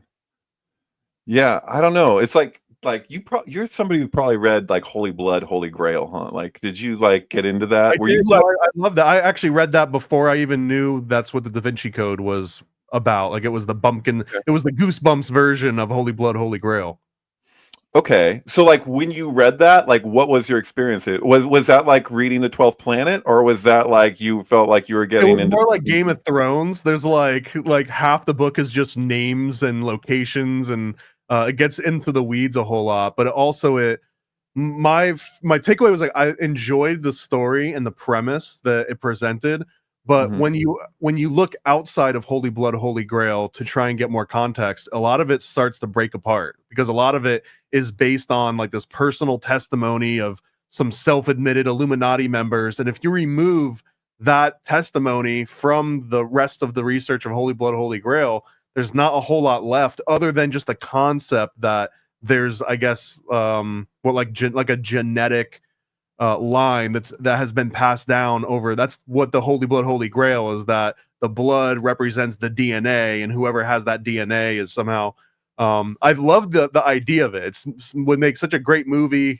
Hence, the whole Da Vinci Code thing. But yeah, it didn't ring true to me, or it didn't live up to, I guess, what my bar is for like. Wasn't like a couple, I don't remember all the details, but it's like there's like a court proceeding, and there's like a couple that had their own kind of agenda in the what? How did I don't know. We don't need to make a whole conversation. It's like the Merovingian bloodline, this dynasty, and that they actually had the true blood of Jesus Christ in their No, family well, line. yes, but I mean how the book came to be in the first place. Didn't like the writer have a relationship with somebody that they were using court transcripts or so? What was it? I can't remember. I mean, we're tapping into like 20 years ago right now. Right, exactly. Okay, whatever. I don't need to go into the whole thing, but yeah, it feels oddly applicable because there's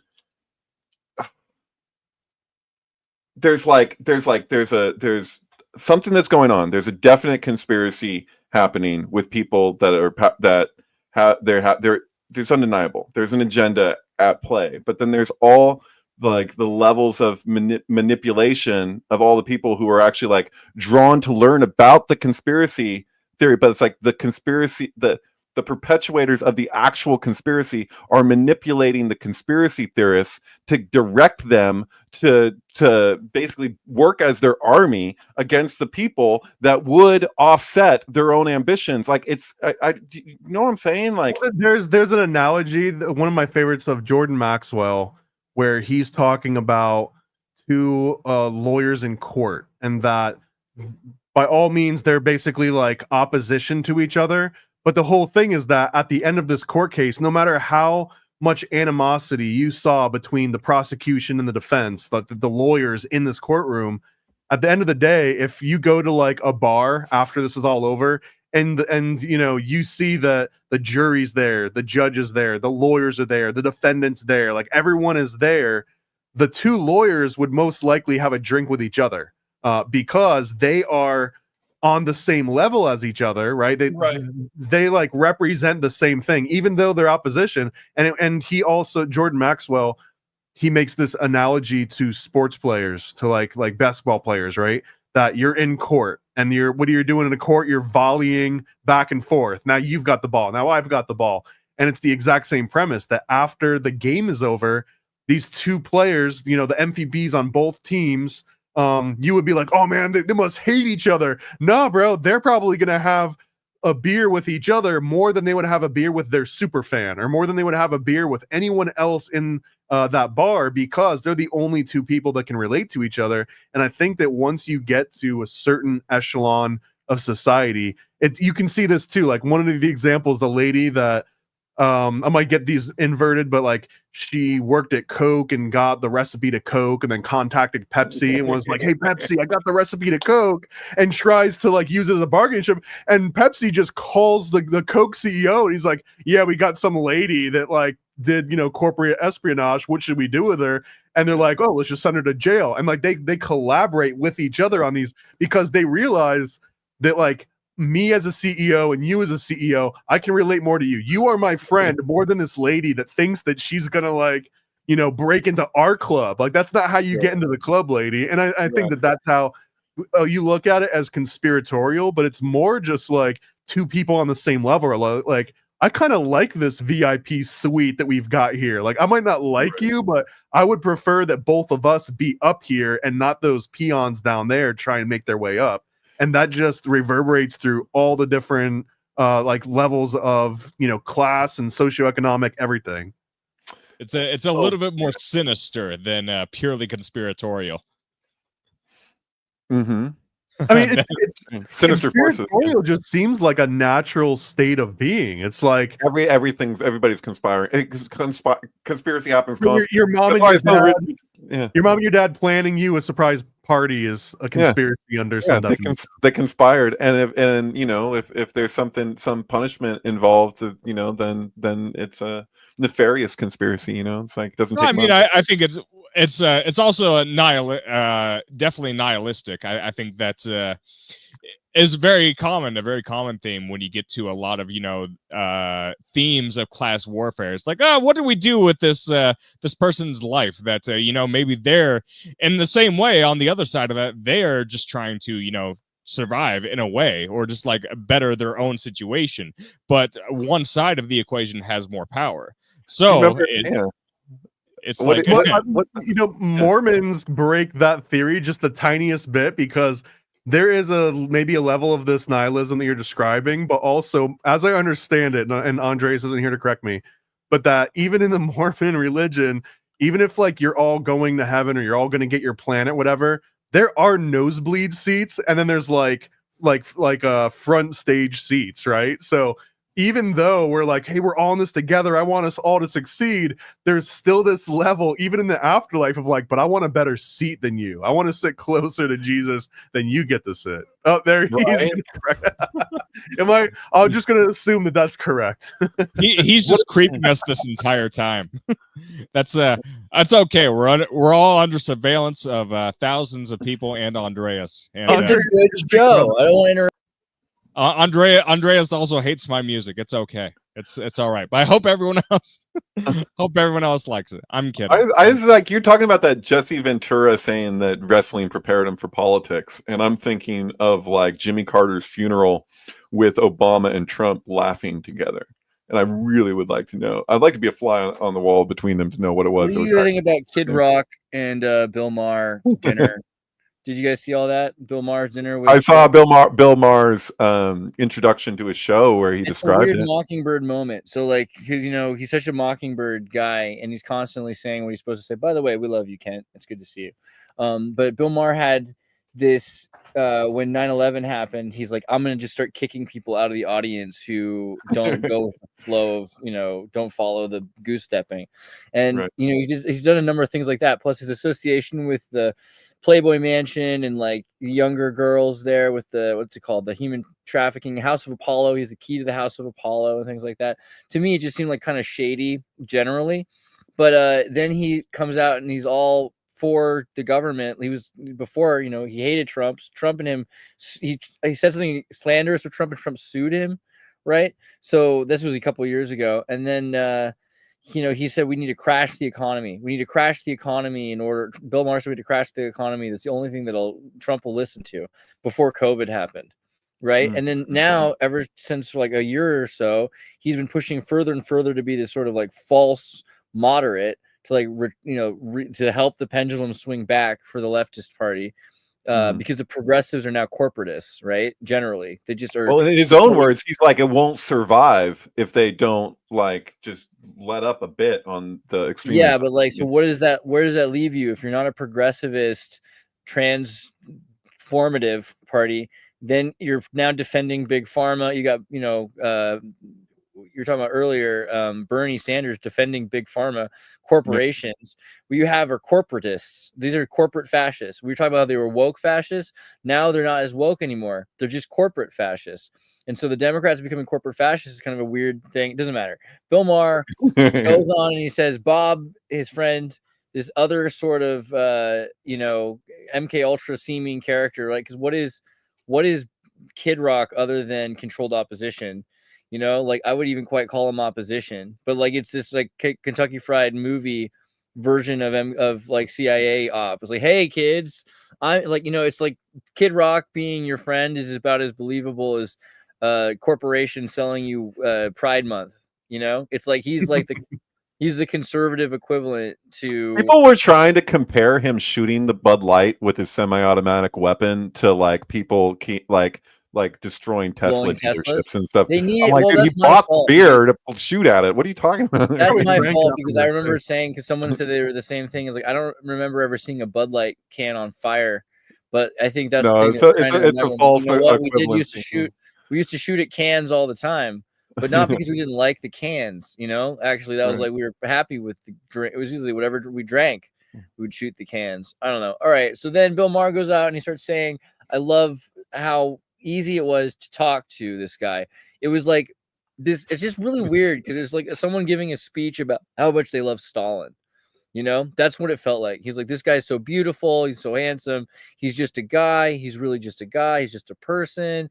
I don't know. Am I wrong? It was no. Really I mean, weird. again, it's almost like Jordan Maxwell thing where Bill Maher goes and he's expecting to meet Satan incarnate, and really what he finds is someone that likes to talk about how much money they have and likes younger girls, right? And Bill Maher's like, my brother, where have you been? Like, we're the same person, He just told grown him up to in talk different to his neighborhoods. girlfriend in Iran, referring to the president of Iran. So I mean, like and like Bill Maher said this joke to him, and then he said that Trump laughed, and then he said that he had easier conversation with Trump than he ever had with Bill Clinton or Obama, which makes sense because both of those characters that they play are more stuck up, right? Dude, Thomas just said it. That's what he was talking about. You're talking about, because I mean, sure, they're not like they're oppositional, and they're not just like the peasants. They're like certain rung of society. And Maher is like had him sign his list of the names that he had said of, like, he had all the ad hominems that Trump had said of Bill Maher. He had Trump sign that. Like, they're connecting on that the exact same way that Thomas was just describing. Like, you know, like that they actually have more to connect on than maybe even a lot of the people who are on his same side. You know what I mean? Like, I don't know. It seems like there's kind of like they're both being their own little elitists there. Like, he sees a picture on the wall of Reagan, and Trump makes the joke that, oh, the only thing he really had was his hair, was a haircut. And then he's like, well, maybe, you know, ending the communism, whatever. And he's like, okay, well, I guess it's like, I don't know, man. Like, they were like sucking each other off a little bit, I guess. And, you know, that's. Yeah, it just felt like it was funny because the media used to say you have to say nothing nice about Trump, and now you can't say anything bad about him. It just feels like Commander in Chief has reasserted control over the Mockingbird. Well, I don't know if I would go that far to say you can't say anything, but I mean, they just do that constantly. I mean, you watch CNN and Scott Jennings, just like what he has Feels to like they're endure, getting. I don't really, but it feels like it's getting. I just can imagine that by the end of the year, it won't exist anymore. that is like really that's the best swinging really comedy. fast. Some of the best comedy on television is happening with, it's Scott Jennings, right? That's this guy's name that's on, it's the regular on CNN with like where he's like, I don't know, he's like having to deal with the hens in the hen house all the time, and they're just all like, and he's just like navigating it, you know, and it's just like, it's hilarious. Like, it's laugh out loud funny. It's like CNN is fucking funny, dude. It's like what Crossfire like you used to be at one, like way back when. Do you remember when Jon Stewart went on Crossfire and like called out, like, not Bill O'Reilly, he ruined. He made it so Tucker Carlson never wore a bow tie again. That was a job, and that was honestly that particular interview was what inspired me to create comic books out of all the, because at that point I was like so deep in the conspiracy theories and like Franklin scandal and MK Ultra and Mockingbird, and I didn't know where to direct that energy in a creative way. Like, what am I going to write a book? Am I going to, like, how am I going to try and communicate how important I felt all this was? And I saw that interview, and it was the most weaselly thing. But I took note where Jon Stewart, he's able to skirt by any way to like back up the claims that he makes, because, and I think Tucker Carlson, I'll just paraphrase, Tucker Carlson's like, well, how can you say that? You know, aren't you a fraud, or don't you stand on your principle? And Jon Stewart's like, dude, the show that comes on after mine are puppets making prank calls. Like, you are an actual talking head on a political news channel. This is your job, not my job. And it was so masterfully done because he made Tucker Carlson, and then he said something like, you're wearing a bow tie. That was just classic ad hominem, but it worked, right? It worked so damn well that he never wore the bow tie again. But the whole premise was that if you're a comedian, you don't have to stand by whatever standards, because you can always just claim like, oh, I'm being hyperbolic. Oh, I'm just right. Oh, I Dude, don't have that's Colbert. His whole shtick was making fun of being a parody of Bill O'Reilly. And now people treat him that's just who he is, and he's just they take what used to just be a joke, which was just satire. Now it can be taken very seriously. We've crossed over to another side. Like, this is not anything that we've really like. But it's in my mind, it's genius, because what I learned from that was like, if I take this fringe research and these crazy ideas I got and I put it into a comic book, now if anyone wants to like quote unquote debate or like debunk it, like, dude, you're trying to debunk a comic book, you're gonna look like an idiot, even if you're right. Even if I made some crazy claim, at the end of the day, people from the outside looking in are like, why is this guy arguing with a comic book? That Losing doesn't it over a comic book. That's a good point. I will say that Jon Stewart is in a very unique position right now. And you may have noticed that recently in recent times, he's been flirting with kind of testing the waters to see if I like just let some, because you know that he knows things that he's not saying, and you can see it in his whole demeanor. Like, you remember when he went on Colbert's thing, like, I don't know if that's 2022 or whatever, and he was making the joke about the lab leak and saying, like, well, if it was Hershey's factory had, there's the town where the Hershey's factory is covered in chocolate, and you say, no, but it's not the Hershey factory, that's outrageous. Like, and some, like, and he had that whole bit, and the way he went up to the camera and that whole thing. And now he's made some jokes recently, like there's been a few different instances in just the last few weeks or the last month or whatever, where he's being ironic, and you can see that the person he's talking to isn't even sure if he's even like making a joke, but he clearly is like kind of just messing with them about the media and how like fake everything is. Right? Like, he got that interview with the guy to explain from UCSC to explain how USAID money has disappeared and how the Democrats have been, every time the money has to go through people taking pieces of money, so you never see any money go to the cause. Right. And that's not even a joke. That's just him watching this, acting like he's hearing it for the first time. Yeah, exactly. What? So, well, excuse me. So I don't know. I'm not the only person to pick up on this. I'm sure, but I would be very interested to see in the coming months and years, whatever, where because Jon Stewart, that he's been told things about what he's allowed for himself as a Daily Show host, and things that he's participated in where he's been so freaking fake. There's been times where he's been totally authentic, and there's been times where he's been so fake, it's just ultimate cringe, crying on camera, like pleading to emotion and all these things. That he was told to do that. Like, if he wanted to blow the whistle on himself, it would do him better than it would be otherwise for him to just continue to be, you know what I mean? Like, because he could point out what has been done to him. That's what Tucker did. Tucker left Fox, and then all of a sudden he's like, oh, let me tell you what they did. Like, that ended up working better for him, you know what I mean, than it would have been for him to just continue at Fox. Like, that one's one of the hardest pills for me to swallow. I did a post today because I was rewatched, I think, Zeitgeist, and Zeitgeist had this clip that was right from, I think, like within 5 years after 9/11, that has Tucker Carlson scolding some guy. I think it wasn't Richard Gage, but it was like someone on the side of the Architects and Engineers for Truth. And Tucker Carlson was straight up calling this guy a blasphemer. And he's like, how dare you, sir, that you even imply that the government could ever harm its... And it wasn't just being skeptical. It wasn't just saying like, hey, man, like, unless you have some... He was straight up dressing this guy down and letting the entire audience know like that you are abhorrent to me, sir, that you would even suggest any of this. And now he gets to kind of do a complete 180. And it's like, that was 18 years ago that Architects and Engineers for Truth came out in 2007. 18 years ago, right?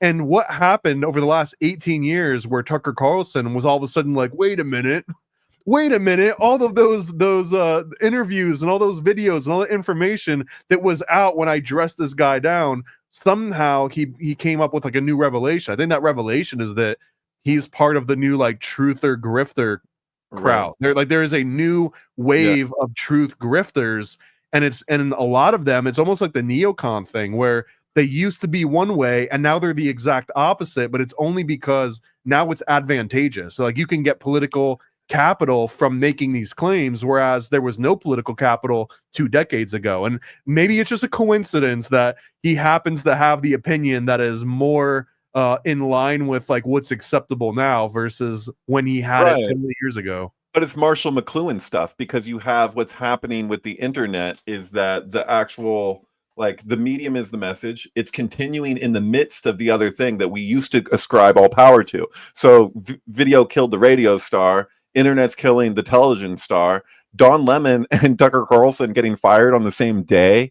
Like, I'm just saying, like, there's a radical shift taking place. We all know it. And that like CNN and the whole, like, like, you can see this last campaign, how much money they put in thinking they could buy people's minds the way that they traditionally have with Kamala's campaign.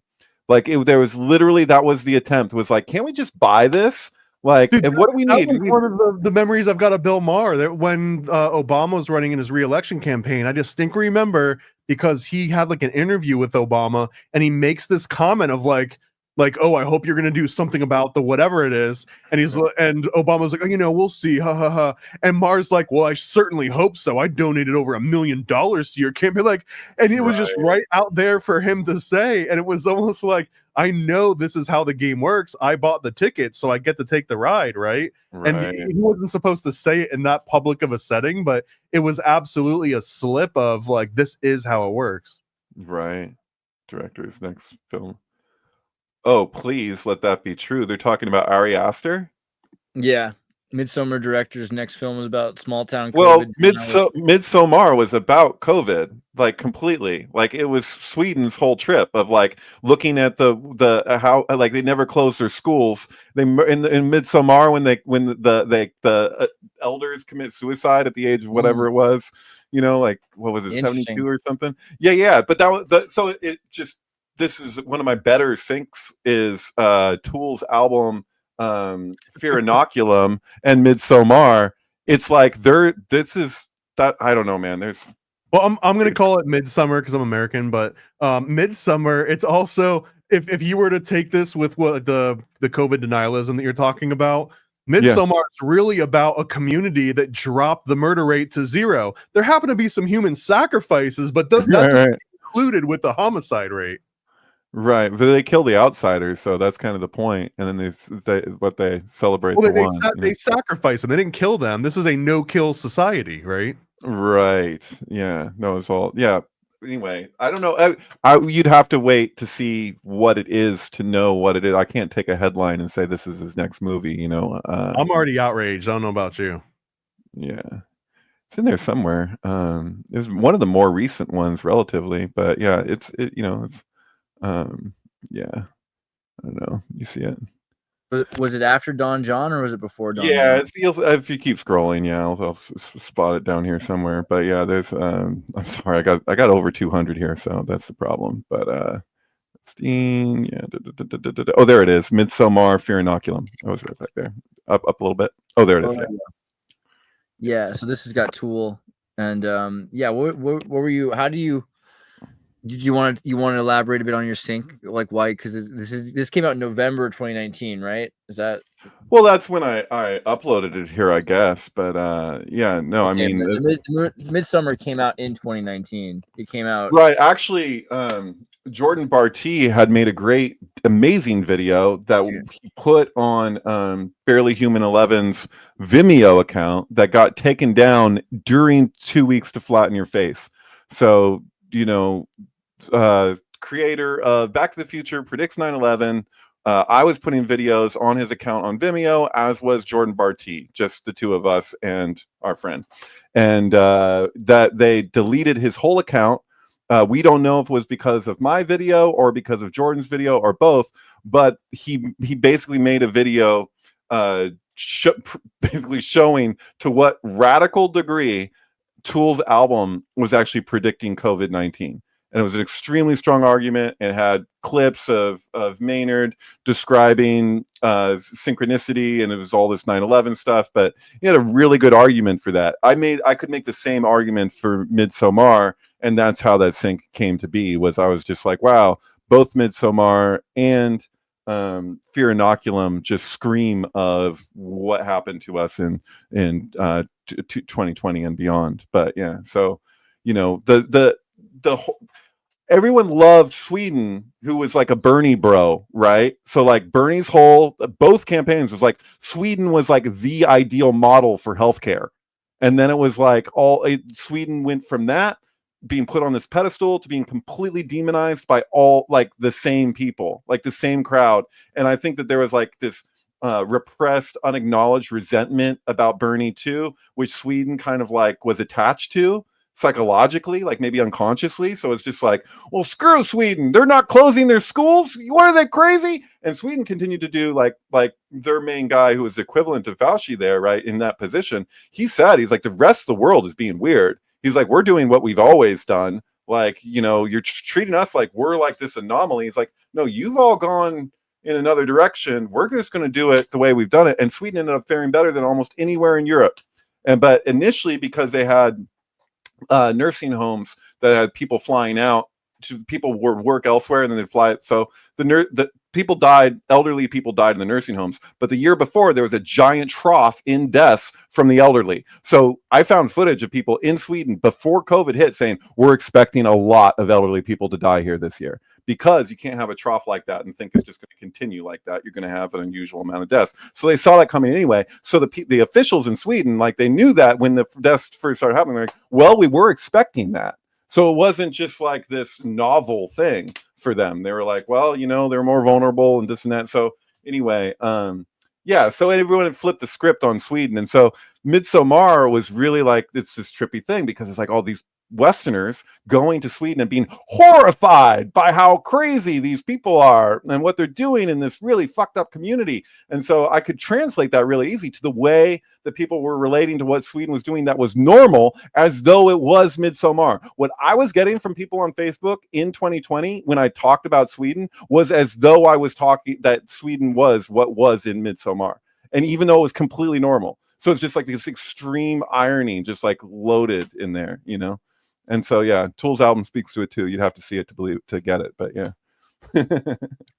Andreas, were you implying in the comments that a Goofy movie was also about COVID, and that Goofy represents the CDC or the government that's trying to control everything, and Max is the public, and it's about personal agency versus overly bearing strict controls, and this road Yeah, I was trip going to add a is racial walking dynamic by. there, obviously, because Goofy's black. But other than that, I think we're pretty much on the same page. The other thing is, like, Goofy, there's this whole like Snoop Dogg thing. Like, Goofy is the missing link between man and dog, right? And there's the Goofy and Pluto. So there's the Unterhund and the Uberhund, right? And Ubermensch, right? So like he's this freed or socially accepted dog, right? So the domesticated wild wolf, the whole thing, what they do with Goofy, and the fact that he's black is a bigger issue than people really let on, right? Like that's like what makes Goofy poor, single dad, you know, like the struggle that the kids are going through.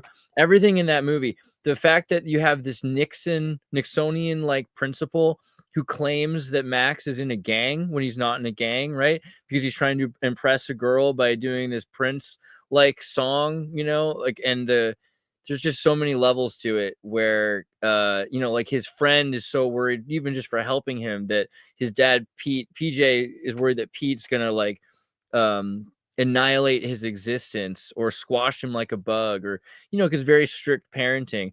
Like this is not something that is super common with white Americans, parents that are disciplinarian. I mean, it exists, like military brats, but there's something very particular about the African American community that to be selectively profiled, mistargeted as a gang member, and to have no one to really like protect him in that circumstance. And his dad's working in a factory and has this lower class trade job, right? Goofy works in a factory. So I mean, I don't know, everything about the Goofy movie feels like it's preparing not necessarily for COVID, but anything like COVID, like 9/11, I would think even is a good example, because you know 9/11 is something that was only possible, wouldn't have been possible when the Goofy movie happened. When did the Goofy movie come out? 1995. I like the question here is, how do you remember all that? Because this isn't mythology. This is your life. This isn't Yeah, the Goofy movie. This is your life. Goofy movie is really like a particularly interesting movie because you have to also remember like when it came out. Like in 1995, you had Lion King, right? Like 1994, 1995, you had like really big movies, and this was I think Goofy movie was the first hyper low budget animated feature that Well, it was meant to be just direct to Disney Channel. That originally was not meant to be a theatrical release. It became a theatrical release once they saw how well it started testing. Really? Yeah, I didn't even know that. So I know that they spent like, you know, 10 times as much to make Lion King. And so they were trying to figure out, can we use what we're using to make the TV show to make a movie? But they still got like movie people to do it, and the animation studio in Australia and in France were involved with it, but it was like $18 million or something like that, which is just so much less than any other movie at the time. And they were kind of worried that if it succeeded, that would make it hard. And thank you very much, RJZ. That it would make it hard for them to make these big budget movies ever again, because people would say, well, then we don't need to do that. We could just do this digitally everyone would be happy.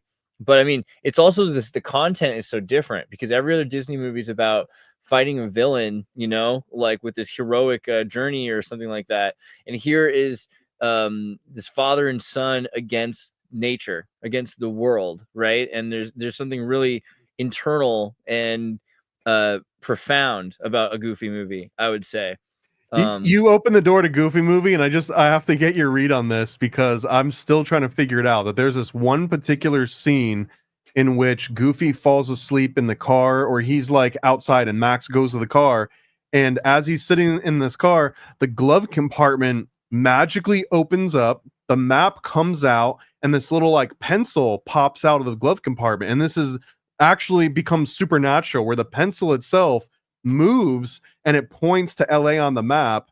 And then after this is what gives Max this idea, and literally it's the left-hand path to go to LA, or it's the right-hand path to go to where Goofy wants to go, where like to have like this familial bonding, and Max chooses the left-hand path, but the father knows like the whole time because he's been warned about it, and so he's just I just want to see you actually do this. I'm God in this moment. Goofy is God, right? Because he's Anubis. Right. Well, I guess the wonder is like, what energy, like what power caused the pencil to point directly at LA and cause the map to pop out of the glove compartment? Sirius, the middle pillar, Sirius directed the pencil. Sirius dog, which is the dog star. So there you have it. I think I had a weird dream recently where they remade American Beauty as a Goofy movie, and I just really wish that we need to do this, Thomas. I feel like there's just something to this whole idea. You know, you want to see the most beautiful thing I ever filmed? Yeah. You want to see my dad's Nazi? My girlfriend, your Nazi plate. I'm sorry. Yeah, exactly. There's no total. Yeah, that's a good. But okay, sorry. Go ahead. I'm thinking. I'll just go show that bag again. Well, it's okay. So this was the thing. I'm sorry. Like, this is so rudimentary, but Goofy owns Pluto, the dog, and a dog owns another dog. Is he not a dog? That's what I'm saying. So he's the missing link between dog and man. He's not a cow. Really, he's initiated. That's the thing. Does he have secret udders? Probably, yeah. He's a cow. No, I don't think he's a cow. Is he? What? No, he wasn't his girlfriend a cow? Here's the reason why it's funny. Because what is Anubis, right? Is Anubis a dog, or is Anubis like Seth, something like separate from a dog? Is it jackal, perhaps? But there's questions about if it's an extinct animal, and perhaps even like the marsupial or something like that. Right, but wasn't the giveaway Goofy's girlfriend was a cow? Overtly? Like he's dating a cow. But I guess it's interspecies relating. Who's the name of the cow? Clarabelle. Yeah. Clarabelle does date him for a while, but I mean, there was interracial dating as species. Yeah, interspecies interracial dating. Because they don't look the same. And yeah, her nose is different than his. He's actually got like a button nose. Yeah, it doesn't work the same as. Yeah, but like also because if you watch like extremely Goofy movie,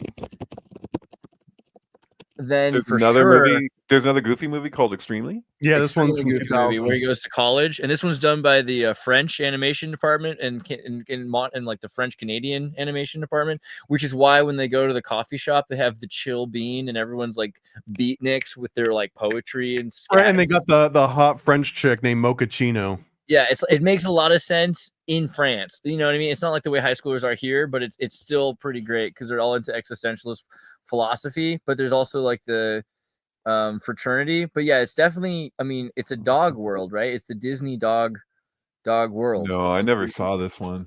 Okay. Oh, dude, Pauly Shore's in it again. It's pretty great. I don't know why I'm into that so much, but here's his girlfriend in that movie, and she's certainly a dog. You know what I mean? She's a Chihuahua, huh? And I would go further to say that because Max does a impression of what's the name of the musician? Powerline? Is Powerline, yeah. And he's like the MC Hammer. All right, now I'm impressed that I can remember that. But so Powerline, he is clearly like the musician for him because it's a Prince's adjacent musician. Someone who worked for Prince did the song for him.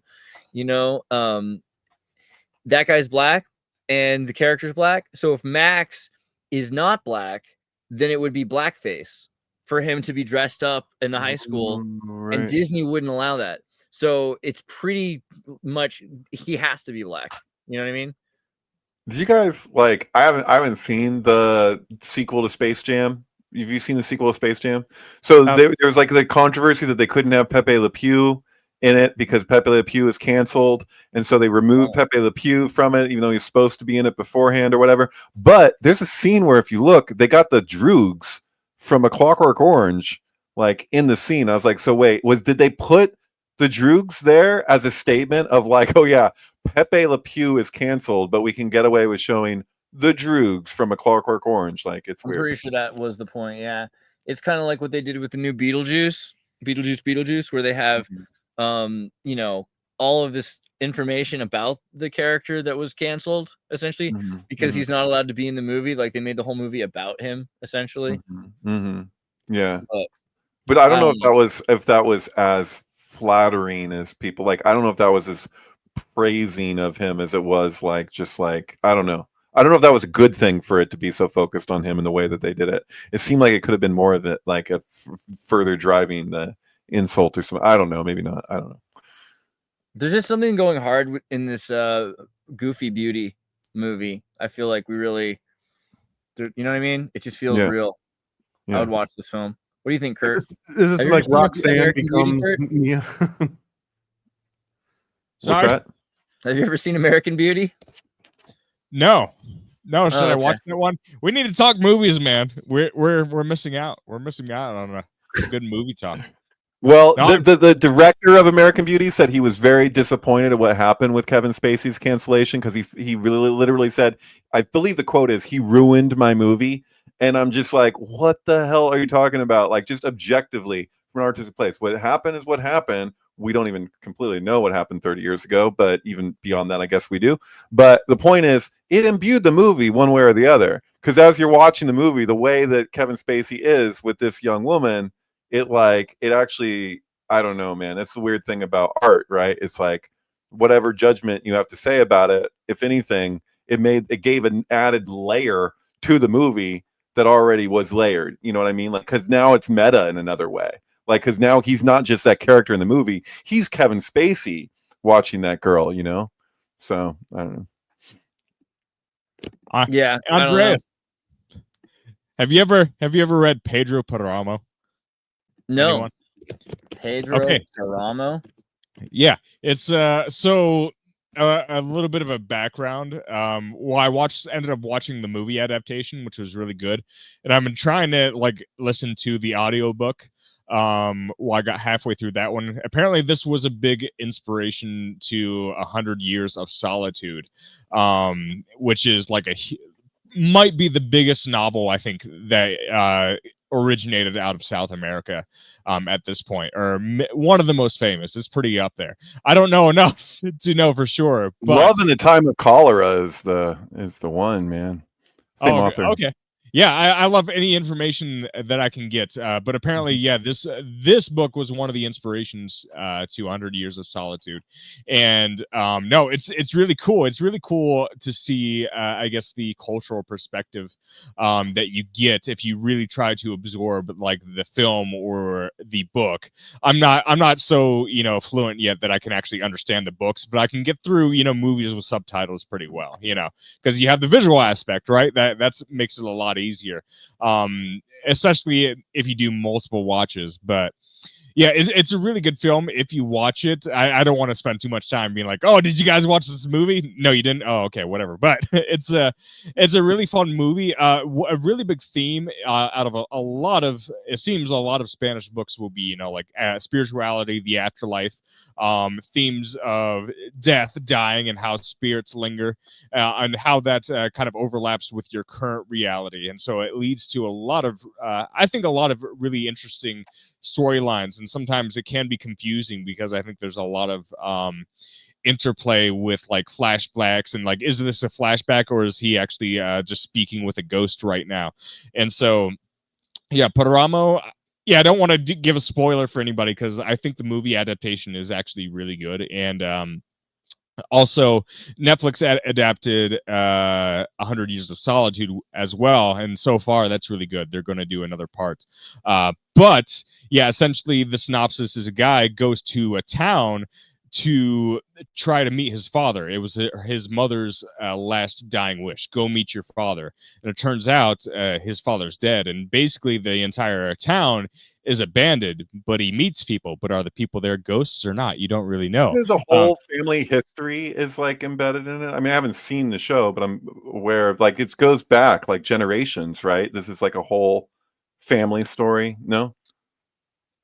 Kind of. It mainly digs into Pedro. Pedro is the father of whoever the son was. I forget actually his character's name, but yeah, Pedro is the father, the main patriarch of like the entire society. So they like go through his life and what he goes through to attain his power as well. And admittedly, part of the theme is like, well, in a way, you could say that you can't really buy love, because that might be one thing that he is really missing out on in the entire story. But yeah, I might made a movie about that. It was called Can't Buy Me Love, and it was very formulaic, and we've seen the formula in other places, but it was all right. It's the 90s, 80s. This one doesn't feel formulaic quite in that way, you know, not big corporate industry types of stories, but more just like a bigger, much bigger cultural backdrop, I guess. Sometimes there's aspects so far about Spanish books that can be wildly depressing, but it's like, well, you don't have to make the same decisions as the characters always, you know, maybe you have different outcomes. Right. Well, I'm severed, so this is like my severed self does this show, but then afterwards I don't remember it at all. And but yeah, if I watch it, then I get to know this person on here. But yeah, kind of related. Did you watch Adam Driver? Is it Terry Gilliam's Don Quixote? Oh my God, yeah. Yeah, I would recommend this to you, Kurt. We could probably go way deeper in this next time. We're already over the 2 hours, but just basically, it's like a meta movie. It's a Gilliam meta movie, like Coppola's recent meta movie. This man from La Mancha, no? He was trying to make this movie 20, 30 years ago. 1999 with Johnny Depp, and everything went to hell. So yeah. And so now this is a movie about how it went to hell. It was the same year that The Ninth Gate came out, which was with Johnny Depp. The documentary on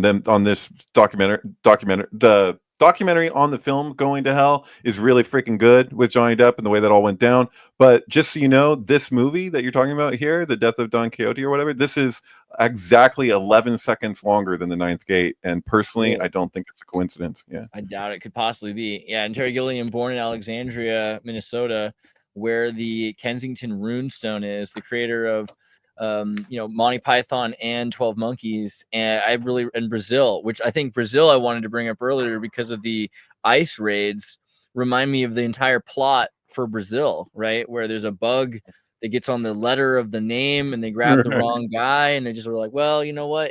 We don't have time to deal with it, so your family's ruined. That's the way it is. Bureaucracy for you. Yeah. So I feel like, we should all be careful about bureaucracy. We should all make sure we watch Terry Gilliam's movies, and I'm gonna have to watch the documentary. David, I didn't know there was a documentary on the failed death of La Mancha. Yeah, it's important, like that, like they go together, those three films. So like The Ninth Gate, this Don Quixote film, and the documentary about it, they work together. It's weird. But anyway, let me pull up Satanic Panic real quick. If you guys haven't already figured it out, you're going to go to paranoidamerican.com so you can buy some of these comic books while they're on sale. Reusable sticker book. You need this. There's only like 7 of these things left, and I've just been, anyone that's getting one of these sticker books, I've been hooking it up with like 3 sticker sheets and like 5 extra stickers and just a whole bunch of extra stuff. Get up in there. And then so Kickstarter, satanicpanic.com. Lucifer lives in Lower Manhattan. It's ready, man. Honestly, this is just waiting on me to have enough free time to put all the damn assets together and hit the launch button. Yeah, I was gonna say, wait, you already hit your 100. Now it's 209 fall. People want this. Get this they out. I mean, even without the aggressive promo, people really want this. I've been on the fence a little bit though, because the original premise was I saw people were making like adult games, like like tits and everything else, and that they were doing great on it. I was like, it started as that, and then it turned into, well, let's add some good story, and now it's just such a great story that I almost want to take the adult aspect back out of it. So I'm like dancing between. You need a the- mod. the You need to options. have like a special mod version of the game, which makes it adults only. Well, that's And then the exactly what it regular is. version's not like that. The, you the know? campaign is that you'll get the Steam key, but if you get like a certain tier, then you get the patch that'll add all that. But I don't know how much effort I want to put into the adult section of it versus just the rest of the game. So I'm still Like that game working Wicked out the fine Island from details. Subscribe Star. Yeah, that makes sense. I really want you to help me make this American Beauty Goofy movie. At least like a 10-minute like little. It just feels so important to me. I don't know, and they have to be black. That's the other thing that's important. I think the best way to do all these, like the AI movie ideas, is to make a trailer, like make the Yeah. AI version of the trailer. Because with AI, you don't have to actually shoot all those scenes just to get the little clips. You can just make the clips. Yeah, it's getting pretty good right now. David, make sure you guys go to MK Ultrasound 723 on X. You can check out here his tweets, as well as go to highlights to see his uploads. Here's Schindler's List with Leonard Cohen, the one we recommended last time, and then also Civil War with Marilyn Manson. Although it sounds like we're going to recommend Midsummer with Tool. So yeah, that's a good recommendation. That's one of my. There's like over 200 on the website, and I honestly can say that that's at least in my top 10, which is saying something. So yeah, it's crazy. Yeah. I'll have to go back to it. So then also the American Time Machine. Guys, listen to American Time Machine's music. He says it sucks, but that's how you know it's good, basically. You know what I mean? He's just Future humble. Husband. What's even that? Okay. Sympathy by American Time Machine. It's a beautiful one. Listen to this song, and then you'll be happy. Thank you. Cool. All right. Well, then until next time, adieu.